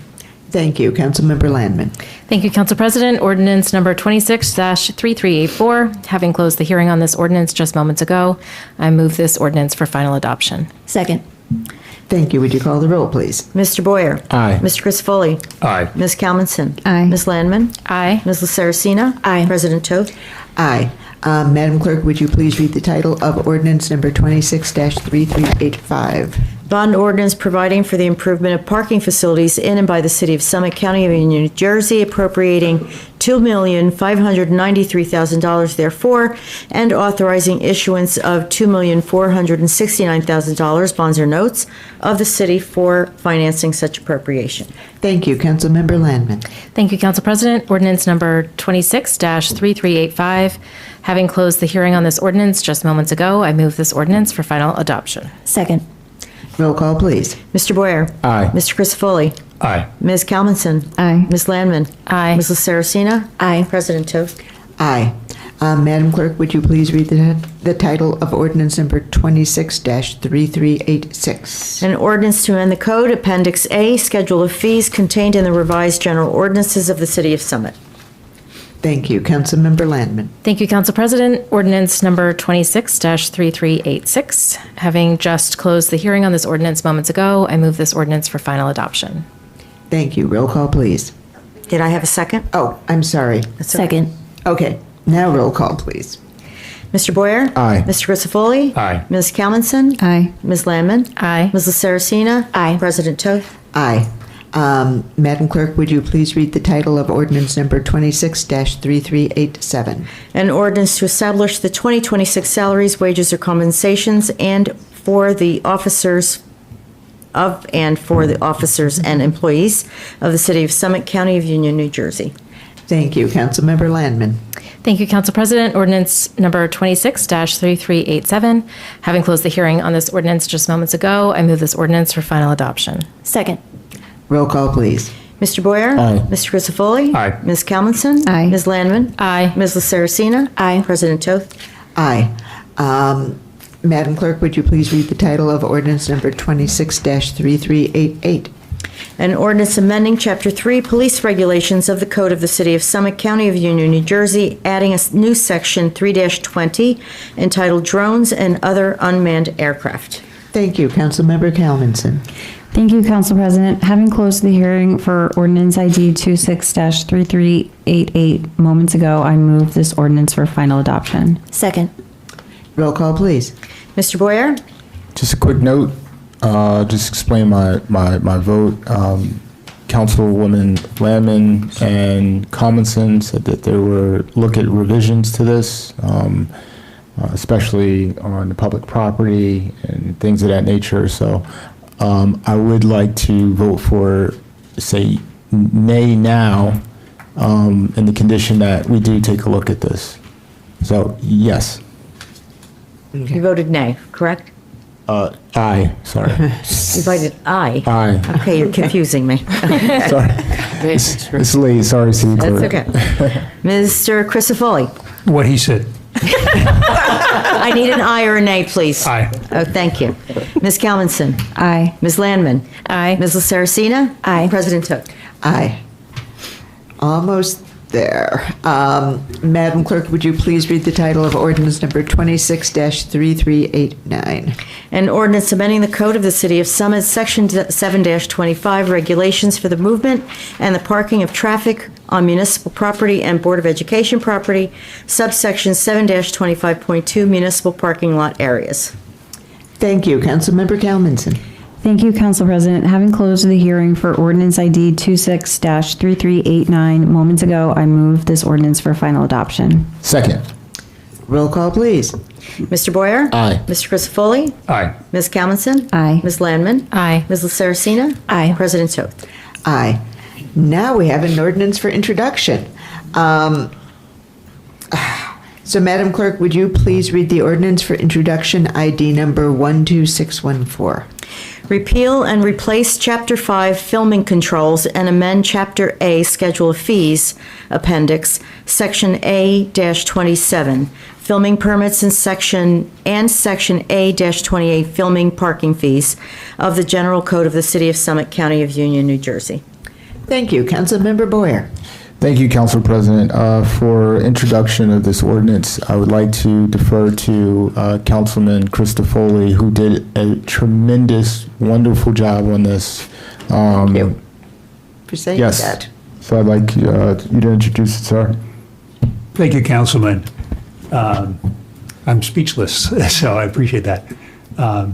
Ordinance ID 12614, the Film Ready Ordinance, would modify some of its existing ordinance governing film and video productions as part of a partnership with the New Jersey Economic Development Authority. The Wall Street Journal article from May 28th has the unlikely headline, "Big Studios Are Ditching Hollywood for New Jersey Due to State-Level Tax Incentives." The problem is that each of New Jersey's 564 municipalities has its own rules that make it difficult for these productions to come to our towns. The proposed ordinance is a model recommended by New Jersey EDA to make the rules and process more uniform. 65 municipalities across the state already have adopted this ordinance.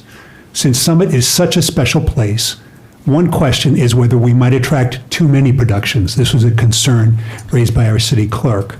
But I am assured by our attorney that the ordinance includes provisions for us to take a pause or just say no if the volume becomes too high. Thomas Edison built the world's very first movie studio a few miles from here in West Orange. It's worth a visit. So in one sense, the movie industry is just coming home. I move to introduce the ordinance. Second, and I'm sorry, Dan killed this one, man. He was like, yeah, second. That's very gracious of you, Councilmember Boyer. I know you would have done as well.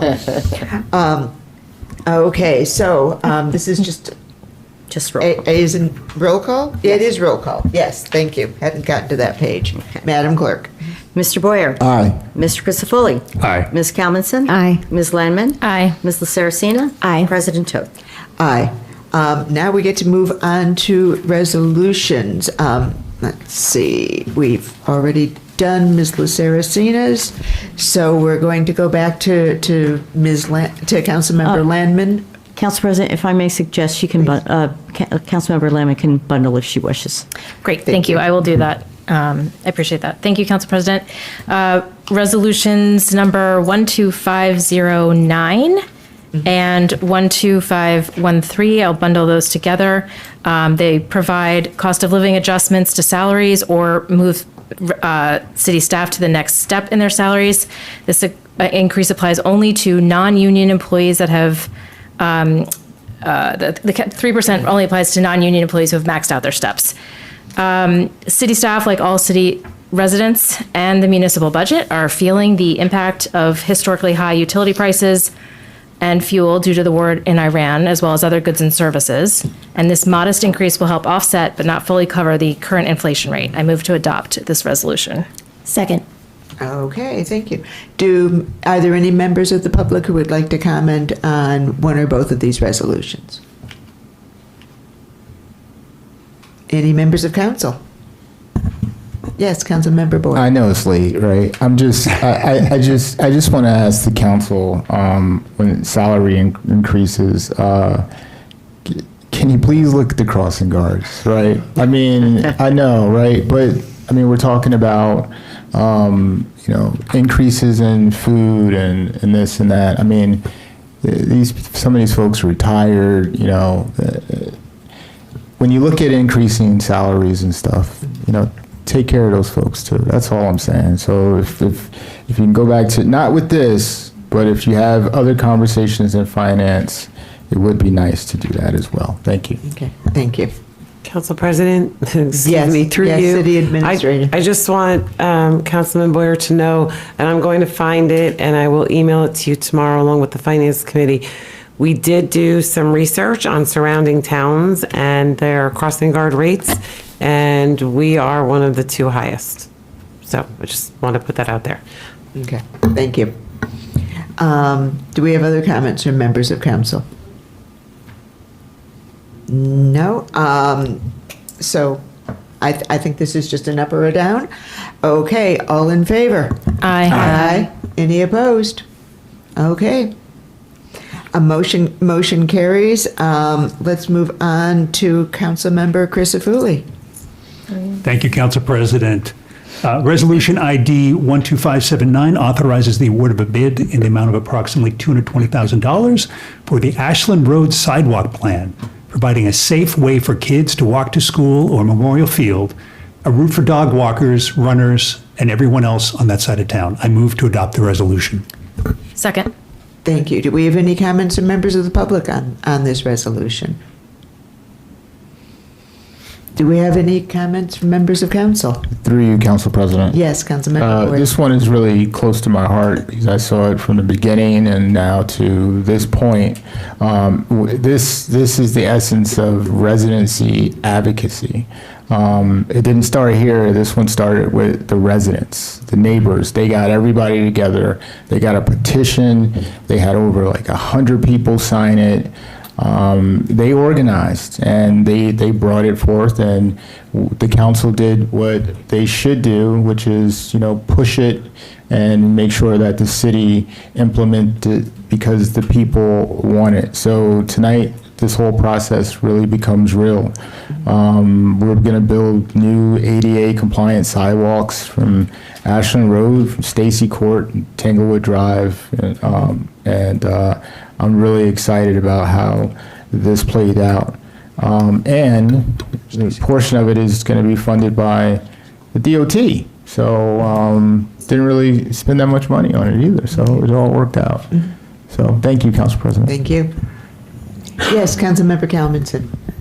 Thank you, Council President. I am equally excited about the sidewalks coming to Ashland because, the sidewalks have just gone into Canoe Brook, and I've had so many people stop me and thank me and say they're really enjoying them. They enjoy walking, their dogs on the sidewalks. And, when we have sidewalks, parents feel safer letting their children walk and giving them more freedom, which then builds the confidence in children. And that's what we all want. So I'm really excited that new sidewalks are going into. It's a huge deal. Thank you. Anybody else? No, I'll just say, yeah. That's a neighborhood in town where there has been no safe way to leave other than by car. And it's very exciting to see this.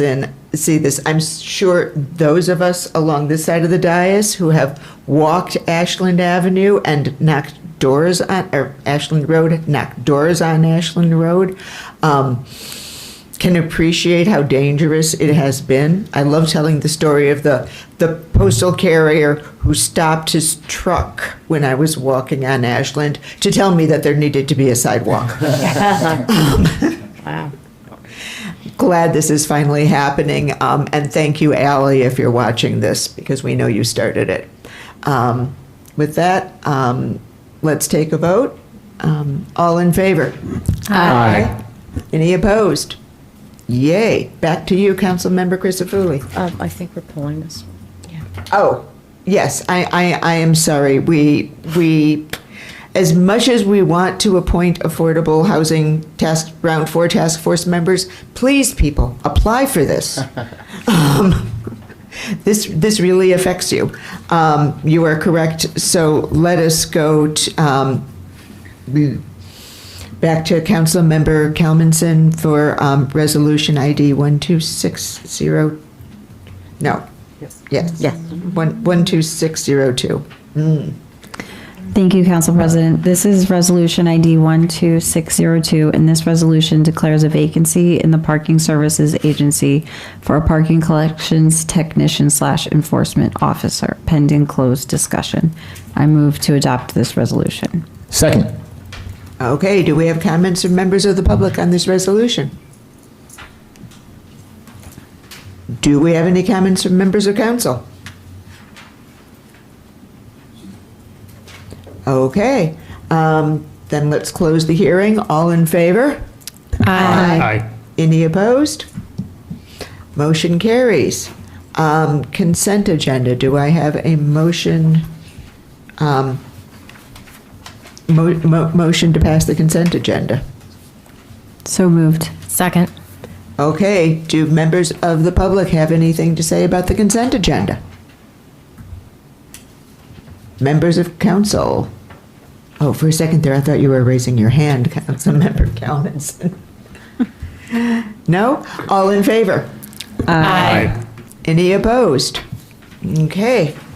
Thank you to our city staff for sticking it out. You are free to leave us. We'll see you way too early tomorrow morning. Going to move on to the public comment portion of the meeting. And as we begin public comments, we ask that the residents of Summit step forward to speak first. We value input from everyone, and any member of the public is welcome to speak. We simply ask for your courtesy in allowing our local neighbors to lead the public discussion if they're prepared to speak first. Hello, Mr. Bassman. Council President, just really quickly, I know Augusto's on his way out, but I just really wanted to thank him. The last two meetings, he's really did a fantastic job. So maybe he'll watch this at some point. But We'll tell him you said so. yeah, he did. Thank He you. did good. So Yes, he has. My name is Henry Bassman. I live at 18 Hartley Road. I was sad to see at the end of the last Common Council meeting, Mayor Fagan give a long, passionate, and concerned talk about the political climate in Summit. She accused the current Common Council majority of playing politics with important decisions that affect the entire community. I would suggest there's enough blame for both sides that should have been acknowledged, because by not doing so, her speech became partisan political propaganda. More importantly, complaining does not solve problems. It only makes them worse. Leaders don't complain about problems. Leaders solve problems. As Chief Executive Officer of Summit, here are a few leadership initiatives I believe Summit's mayor could have proposed to solve the problem. One, form a partnership with the mayor and council president dedicated to improving the political climate at Summit. Two, recruit two highly respected leaders to consult, advise, and negotiate best political practices. Frank Masiosi and Jordan Glatt would be a good team for such an effort. Three, hire a team building firm to identify and implement some much needed changes. Four, bring leaders of the Democrat and Republican committees together to sign an agreement or joint letter describing their commitment to best political practices, as I did with Mary Ogden, to stop people from stealing campaign signs many years ago when we were both chairs of our respective parties. Five, hold meetings with people who have grievances, float conspiracy theories, and verbally assault people on social media, and work with them to rectify their concerns. Reach agreement with council members to eliminate ambushes and gotchas. There's an old saying in business, lead, follow, or get out of the way. If healing the increasingly divisive political climate in Summit is a priority for our mayor, it is time to take one of those three courses of action. Stop complaining and lead, follow, or get out of the way. The consequences of not fixing this problem will be dire. People pay a real estate premium to live in Summit because it's a great community. If Summit becomes a toxic community, our premium property values will evaporate. Every homeowner will lose value of their home. Downtown will wither. Our tax base will shrink. Our school budget will be reduced. Our beautiful community will deteriorate. I don't want that to happen. I feel certain other Summit people don't want it to happen either. So as we used to say in the Army, do something, even if it's right. Our mayor was elected to lead, follow, or get out of the way. Now, if our mayor has already taken action to rectify some of the problems that she identified, then I express a great thank you for taking that action. We need to have peace, and we need to get along with each other. Thank you, Mr. Bassett. Anyone else?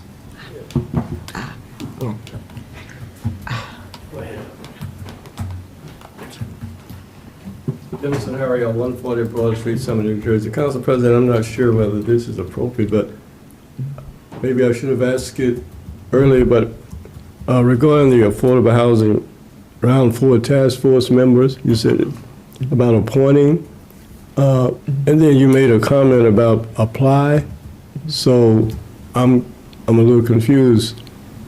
Said appoint, then apply, so how does that work? Reverend, if you would like to apply, go back into your account. Have you applied online? No, I'm already on the Affordable Housing Committee. Yeah, so you're on the Affordable Housing Committee. Just select the new task force in addition to what you have. As long as you don't go over 4, because the system will only accept 4 So selections. this is an addition, There is an additional- another committee? Yeah. If you'd like, I can do that for you, if you're okay with that. Oh, I like that, thank you. Okay. But the process is a two-step, Reverend, that residents apply, and then from the applicant pool, council appoints. Okay, oh, that's why I was confused. Yeah. Thank you so much. Okay. Alan Dickey, 80 Canoe Parkway. I just want to thank all involved in the Canoe Parkway improvement. The sidewalks are complete. The construction has been going very smoothly. The police department has protected the workmen. And I've had the opportunity to walk on the new sidewalk several times. And everyone in the neighborhood who has been using the sidewalks is very, very happy with the sidewalks. It's been a great improvement to the neighborhood and the livability of our neighborhood. So thank you all. This has been a long project. It's been going on since perhaps even 2019, and there have been several different iterations of council and other people involved in this, and it's been a great success, and again, thank you all very much. Thank you. Any other comments? Okay.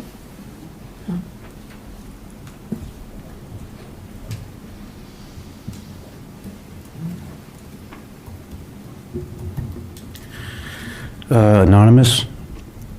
I really wish you wouldn't do that, Council President, with the saying residents first. There's no need for it. There is just no need for it. I believe I'm the only non-resident in the room. This was started in the beginning of the year, and it just sends a bad message. I mean, we didn't do it throughout the meeting, but now we're doing it again. You know, that makes me want to get up to the lectern and speak before a resident. You know, as a courtesy, I always let the residents speak first. There's no need for it. I truly don't understand it. How are you doing tonight, Council President? Council President, how are you doing tonight?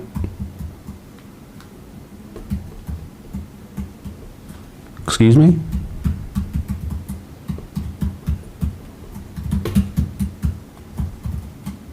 How are you doing?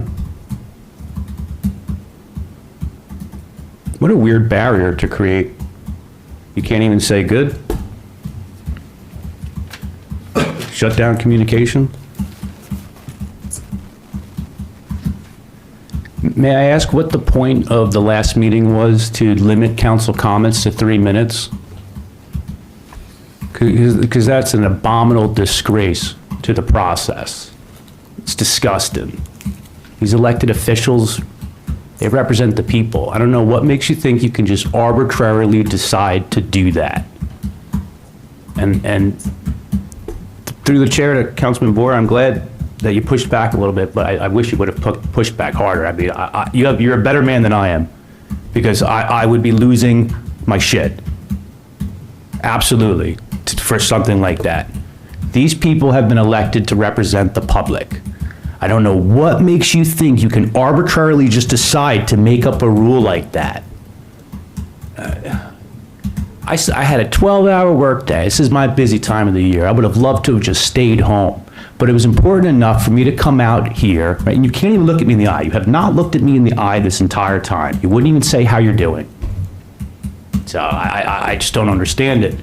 And I know you won't be giving any apology, but I think you owe the mayor an apology for saying that she should be limited to 3 minutes too. Absolutely disgusting disgrace. I'm sorry, through you, Council President. Please stop the clock. Councilman, the typing, I'm sorry, I can't. I'm sorry, I was just I taking can't. notes. Okay. Sorry. A little loud. Okay. Thank you. Yeah, so that's disrespectful to the process. It's disrespectful to the proceedings. It's just a disgrace. It's an abominable disgrace for the whole process. You cannot limit council comments to 3 minutes, and to do it under the framework of discipline, that's disgusting. I've spoke about the 3 minutes being not enough for residents. So to do that to the council members and to do that to the mayor was an absolute disgrace. Thank you for and your learn comments. how to answer how your day was doing Thank when you for someone your asks comments. you. Thank you Disgusting. for your comments. Do we have any other comments from members of the public? Okay, how about members of council? I can go first. Councilmember Boyer. Sorry, Council Member Christopher, my son does that, and I'm like, why are you hitting the keys so damn hard, man? It drives me crazy with that. I hear that at home too. I do hear it. I was going to say he's practicing his drumming. So, as we know, this weekend this week, right? We'll be celebrating Juneteenth. On June 19th, 1865, federal troops reached Galveston, Texas, and told the people there that they were free. The Emancipation Proclamation had been signed 2.5 years earlier. So the freedom was real the whole time, but the news simply had not arrived. So for 2.5 years, men and women lived as slaves, but they were already free. I think that gap is not a grievance, but a lesson. Freedom on paper is not the same as freedom in your mind. It's an interesting book that I read years and years and years ago. It's Breaking the Chains of Psychological Slavery. And this promise in our founding documents of our Constitution is for all of us, that we are all created equal, and that has always been true. And when I look at my kids, I relate to them all the time. No one is better than you. Walk with your chest high. Be firm in your ideas. Don't take second place. Be first. Compete, damn it. Compete. That, to me, is what Juneteenth is all about. Compete. And I hope that the public on that day just doesn't take it as a holiday, but embrace the history of this country, because without these things, America might not be the America that we have now, with all the freedoms and rights and, 14th Amendment and this amendment and that amendment. As a young country, this was a growing stage. So I hope everybody takes Juneteenth in, and thank you, Council President. Thank you, Councilmember Boyer. Yeah, Councilmember Landman. Thank you, Council President. So I want to speak briefly about Summit's affordable housing plan and the concerns residents continue to raise as recently as last week at the council listening session. The current affordable housing plan moved Summit forward towards compliance, but it was not the product of a strong enough strategy. It was developed under intense legal pressure and approved without the level of planning, public understanding, and relationship building that the issue required. And we're feeling the consequences of that now. Wilson Park might be subdivided because the plan put in place last year did not have a suitable location for the Our House development. It's clear Our House's needs were not properly considered, and now we're carving up and developing scarce green space. The Veterans Housing Project at Shunpike is also not a suitable location for this type of development. Veterans deserve access to transit, support services, a community connection, and a setting that supports long-term stability. St. Teresa's was included in the plan before the Archdiocese approved it. They still haven't. We are working in good faith to meet our affordable housing obligation. We don't just need to, we want to. The question residents and many of us keep asking, though, is whether the current plan can be improved so the city can meet some portion of that obligation in a more reasonable and responsible way. I don't know yet. I don't have the answers. But residents, we hear you, and I wanted to acknowledge that tonight. We are incredibly grateful for the constructive, helpful response from the public as we work through this plan for Summit's future. Please keep those ideas coming. On to the budget. We passed a bunch of ordinances and resolutions tonight to spend money on important assets for the city. And I am very excited to make these investments in safety and sports fields and playgrounds and roads. But I just also want to flag that we are closely monitoring operating expenses. In a surprise to probably no one in this room, the cost of utilities and fuel for the city are hitting the city budget pretty hard. City utilities and fuel expense is up about 45% versus this time last year. So we are watching closely. This is what we planned for when we worked on this year's budget, keeping a laser focus on the burden on taxpayers, reducing that as much as possible. And we thank in advance the city staff who are working very hard to meet the constraints of the operating budget. And then last but not least, I know she left, but I want to just close by thanking Nicole Sawicki and Councilmember Kalmanson and others for opening the Chestnut lot in time for those going to the parade for the Knicks on Thursday. I hear there's a big group of high school students going now that school's out, I think, really effectively today. So I just want to thank everybody who made that happen and remind our kids to stay safe. Thank you. Thank you. Councilmember Kalmanson. Thank you, Council President. I wanted to give some updates from DCP. Playground update, the Tatlock/Washington Playground Phase 1 is complete and the playground is open. The second phase will take place later this year, and that's when we will have an official ribbon cutting. Maybe Playground is scheduled to open the week of June 29th. Community Programs is hosting several World Cup watch parties. The first one is Thursday, June 25th at 4 p.m. The World Cup will be shown before the screen on the green. And that movie that night will be Air Bud World Cup. July 4th, we will be showing the 1 p.m. and 5 p.m. World Cup games at Memorial.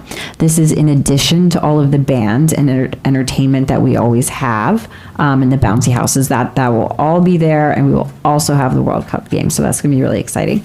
Also, Saturday, July 11th on the Village Green, we'll be showing 2 World Cup games and working with Summit Soccer Club and other local soccer clubs to run games and activities for the kids, and there will be food trucks. So that'll be from 4 to 10 p.m. Lastly, recently it came to our attention that not all residents are aware that Summit Department of Community Programs offers financial assistance for recreation programs, facilities, and summer camps based on qualifications for the federal free and reduced lunch program. Subsidized rates and payment plans are available for qualifying Summit residents. So if you have any questions, please call or email David Guida, and he can help point you in the right direction. Thank you. Thank you very much. Councilmember Crisafulli? Thank you, Council President. It's been a big 2 weeks since our last meeting. the DARE graduation that the mayor spoke at, our council listening session, Pride celebration, Affordable Housing Implementation Committee, AKA the Mount Laurel Committee, capital projects and admin committees, a Tap Water Tuesdays session that I attended to learn how we can protect our drinking water, Recycling Advisory Committee, the Environmental Commission last night. There's something just about every day. I'm really impressed by the summer interns. They really show amazing talent, and for them to serve our city this summer is really, I think, a sign of the success of city staff. Quickly on the capital projects committee that I chair, we have 3 grant applications that were part of the consent agenda. One is for additional sidewalks or rehabilitated sidewalks around the Village Green and the YMCA lot with accessibility, the ADA ramps and so on. They're part of the 70 areas that the Department of Public Works is chipping away at around the Village Green. Bryant Parkway, we are seeking additional funds there, as well as for repaving curbs and drainage on New England Avenue on both sides of Springfield. Sewer repair will be extended to the southwest, I guess, part of town, closer to Ashland, Druid Hill, and Greenbrier, where I live. Really looking at the integrity of our sewer system and repairing it as needed. So that money is really well spent. A quick update, the Tier Garage will be part of a July 7th contract award.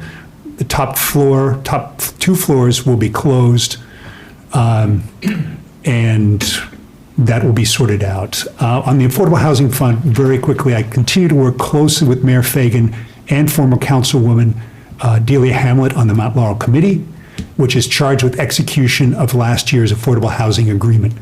We spent most of our last meeting, was just prior to the last council meeting, really strategizing how to protect Summit from undesirable and unsustainable development. We've made some very difficult decisions to carry out the plan. Residents should know that we're working together to protect Summit from the loss of protection from even further unsustainable and undesirable development. If the judge determines that Summit is not moving forward with the execution of the agreed plan, we run a very serious risk of losing our protection from developers. One current proposal is to build a high tower, 6-story tower has been announced previously on Summit Avenue at Broad Street with more density than any project that's ever been approved in Summit. The project would overshadow the Village Green. And if that project proceeds, that could be just the start of further development as the new, taller, and bigger building establishes a precedent that could be difficult to reverse. So we're fighting that possibility. We're working together to ensure, and I'm told by the attorney that our chances are very strong that we will succeed in that. So I'm going to not talk further here. It's been a long night. Really appreciate everybody's attention. All of you out there online still watching. Hopefully you've had some popcorn to keep you going. But thanks for everybody's attention and your participation. Thank you. Councilmember Saraceno. Thank you, Council President. I'm sorry, I'll try to keep it very brief. First, again, want to express gratitude to everyone who came out this evening, and especially to those who have remained with us through the many hours.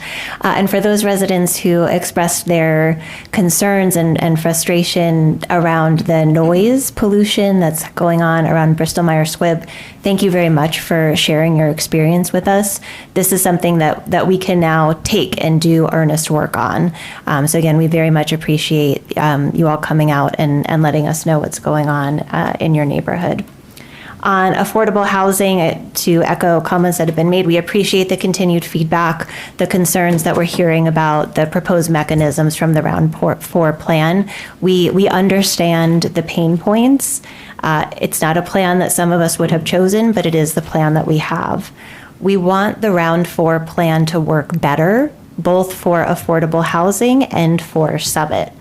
One area in particular that I've been focused on is the kind of worst case scenario cost analysis to the city, and of what that financial picture looks like, what the potential burden would be for the taxpayer.